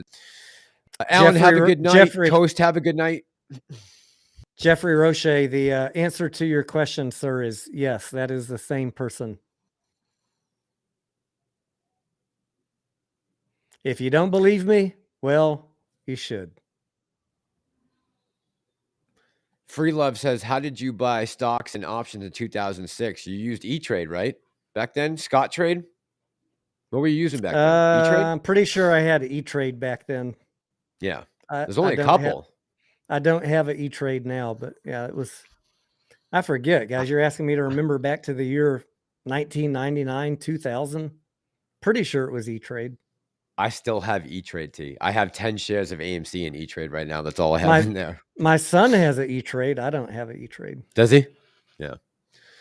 Yeah, I've just switched over completely to Fidelity now. Now that I know I can go lit to the exchange, there's no way I would trade through E-Trade or Webull ever again. Ever. No problem. I have a little bit on Webull for buying those pre-IPO low float stocks. Yeah. It's good to have the And- account open, right? And they have, as far as I know, one of the earliest pre-market trading. Like I can trade on pre-market and Webull hours before Fidelity. Yeah. Yep. So I mean, but I don't buy short squeeze plays on Webull. God damn it. I got E-Trade on the mind. E-Trade. That's when Webull bought out E-Trade. I don't buy short squeeze plays or things that I'm worried about payment for order flow on Webull. Yep. Oh, Coach says, what a ride, though. At least I found you guys the AMC journey. Yeah, man. I mean, if there's anything, we're going to have a good community of people who are going to be staying on top of retail investing for the future. And, we got a lot riding on AMC right now. All of us do in the chat. That's why we're here right now. That's why me and Tony are on. But we're going to be talking about everything in the market, right? We're going to talk about the politics that come into play. And there's plenty of plays to make money on every single week. This is the problem, though, that I talked to some people in the Discord. They don't have extra money right now, guys. Now your 5 year from now self is going to be thanking you for looking for good blue chip stocks to buy right now. But I understand not everybody has money right now. And to the extent that you can, and I also run into these people, they have kids or single parents. They can't work a second job, but to the extent that you can, now is the time to get a second job and fucking load up cash and buy some of these deals that are available. Because I think between now and March, maybe now in the middle of this year, we're going to find some bottom in the stock market, and then things will start going up as the Fed starts slowing down rate hikes and the economy eventually starts getting better, So don't give up, but challenge yourself to come up with ways to generate extra cash. Pay off your credit cards first. Get rid of those high APRs if you've got them. Look, if you're paying 21% interest on something, you should pay that off before you put it in the stock market, I think, my opinion. Agreed. But if you're rolling debt free or mostly debt free, get a second job and start putting some money in an account and diversify your portfolio into good companies that have a history of generating profits that are beat down right now because of the economy and interest rates. And yes, you're not going to make 100% in a week on them, but when the stock market recovers, it's going to be violent and fast. Some of these companies are going to come roaring back. Yeah. So have a good, solid investment outlook on how you deal with your trading. I love momentum trading. I love day trading. I love short squeeze plays, but I do not gamble my entire portfolio on it. No fucking way. And if there's anything that, over the years, as long as I'm still around and allowed to be on YouTube and still above ground, I'm going to keep on hammering those points home to you and helping you find those plays and convince you, hopefully, to diversify and spread out your risk, that whole risk diversified portfolio. For me, gambling on a certain percentage of my portfolio on risky plays is cheaper than going to Vegas, because I could blow 5,000 or 10,000 in 3 days in Vegas, and if I lost that much on AMC in a year and a half, well, it was slower than losing it in 3 days. Well, 3 hands. No, I play crap, so I don't lose it that fast. Oh, there you go. That's my game too. You like the dice, Tony? Woo. Yes, I like the dice. Me too. But stick around, and if you have money, we'll help you figure out ways to make up your losses. But You got to get out of this pump and dump YouTuber clickbait. I don't read DD. I don't look at filings. All these channels. Don't worry about this. Don't worry about. Oh yeah, well, they warned that they might file bankruptcy. Bed Bath and Beyond. Mullen, Mullen got $5 billion dilution on the table in a reverse split. Don't worry about it, guys. It's bullish. Don't you know they got the iGo car? 100 of them just got delivered. Come on, guys. You got to get smarter than that. Yeah. I know I'm not popular. You don't like fucking hearing this shit, but just, consider listening from time to time and weigh my track record against the pump and dump channels and figure out what works for your style. I think eventually once you lose enough money on those channels, if they even last, we've seen so many go away, but if they last, my record will stack up well against them and helping you get in early, get out early, take the first base hits, and just repeat that. There you go. Not every play's the next GameStop. No, or AMC for that matter. We continue to hodl. All right, let me say thank you to my mods tonight, Prometheus, Diaz, and thank you guys very much for controlling the chat. I really appreciate it. Tony, you have a couple guys that you had for mods tonight? Angelina ATF, was Javi on your channel or mine? I'm not sure, but thank you to Javi either way. Javi, thank you. Angelina, thank you. I'm trying to scroll back and see who else. I haven't been, since you were driving, I wasn't watching the chat a whole lot. Oh yeah, Javi was on my channel. Thank you to all the members of the channel for helping keep the bills paid. No, we're not paid by AMC. We're not paid by Adam Aaron. We're not paid by recruiters. We're not paid by anybody. But those of you that get value out of this and support the channel with your memberships, we do appreciate you. Yeah, I really Coast. Yep. I'm going to be here, whether I got paid or not, guys. I'm sitting here trading every day. I got frustrated by the bullshit and the clickbait.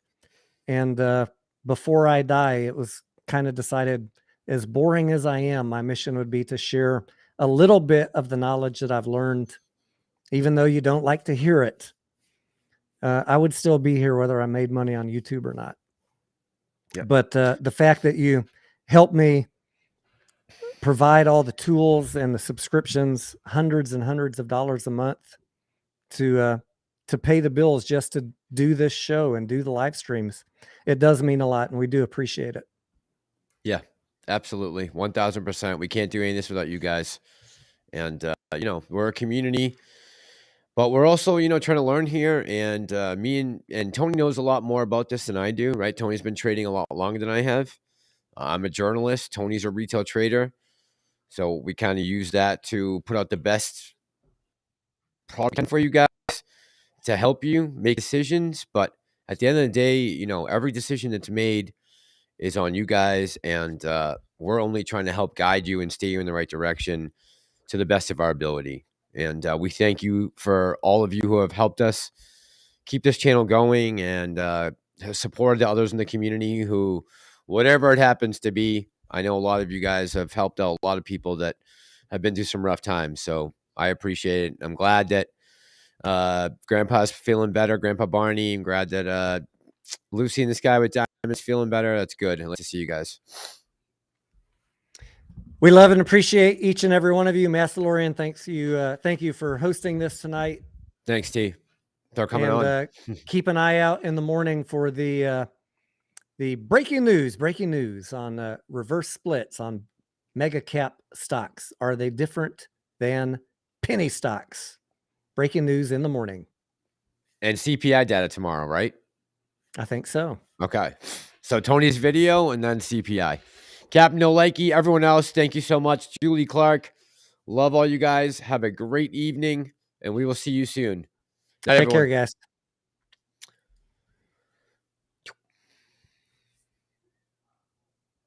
Are you sure you want to end the stream? Tony, did you already jam on me?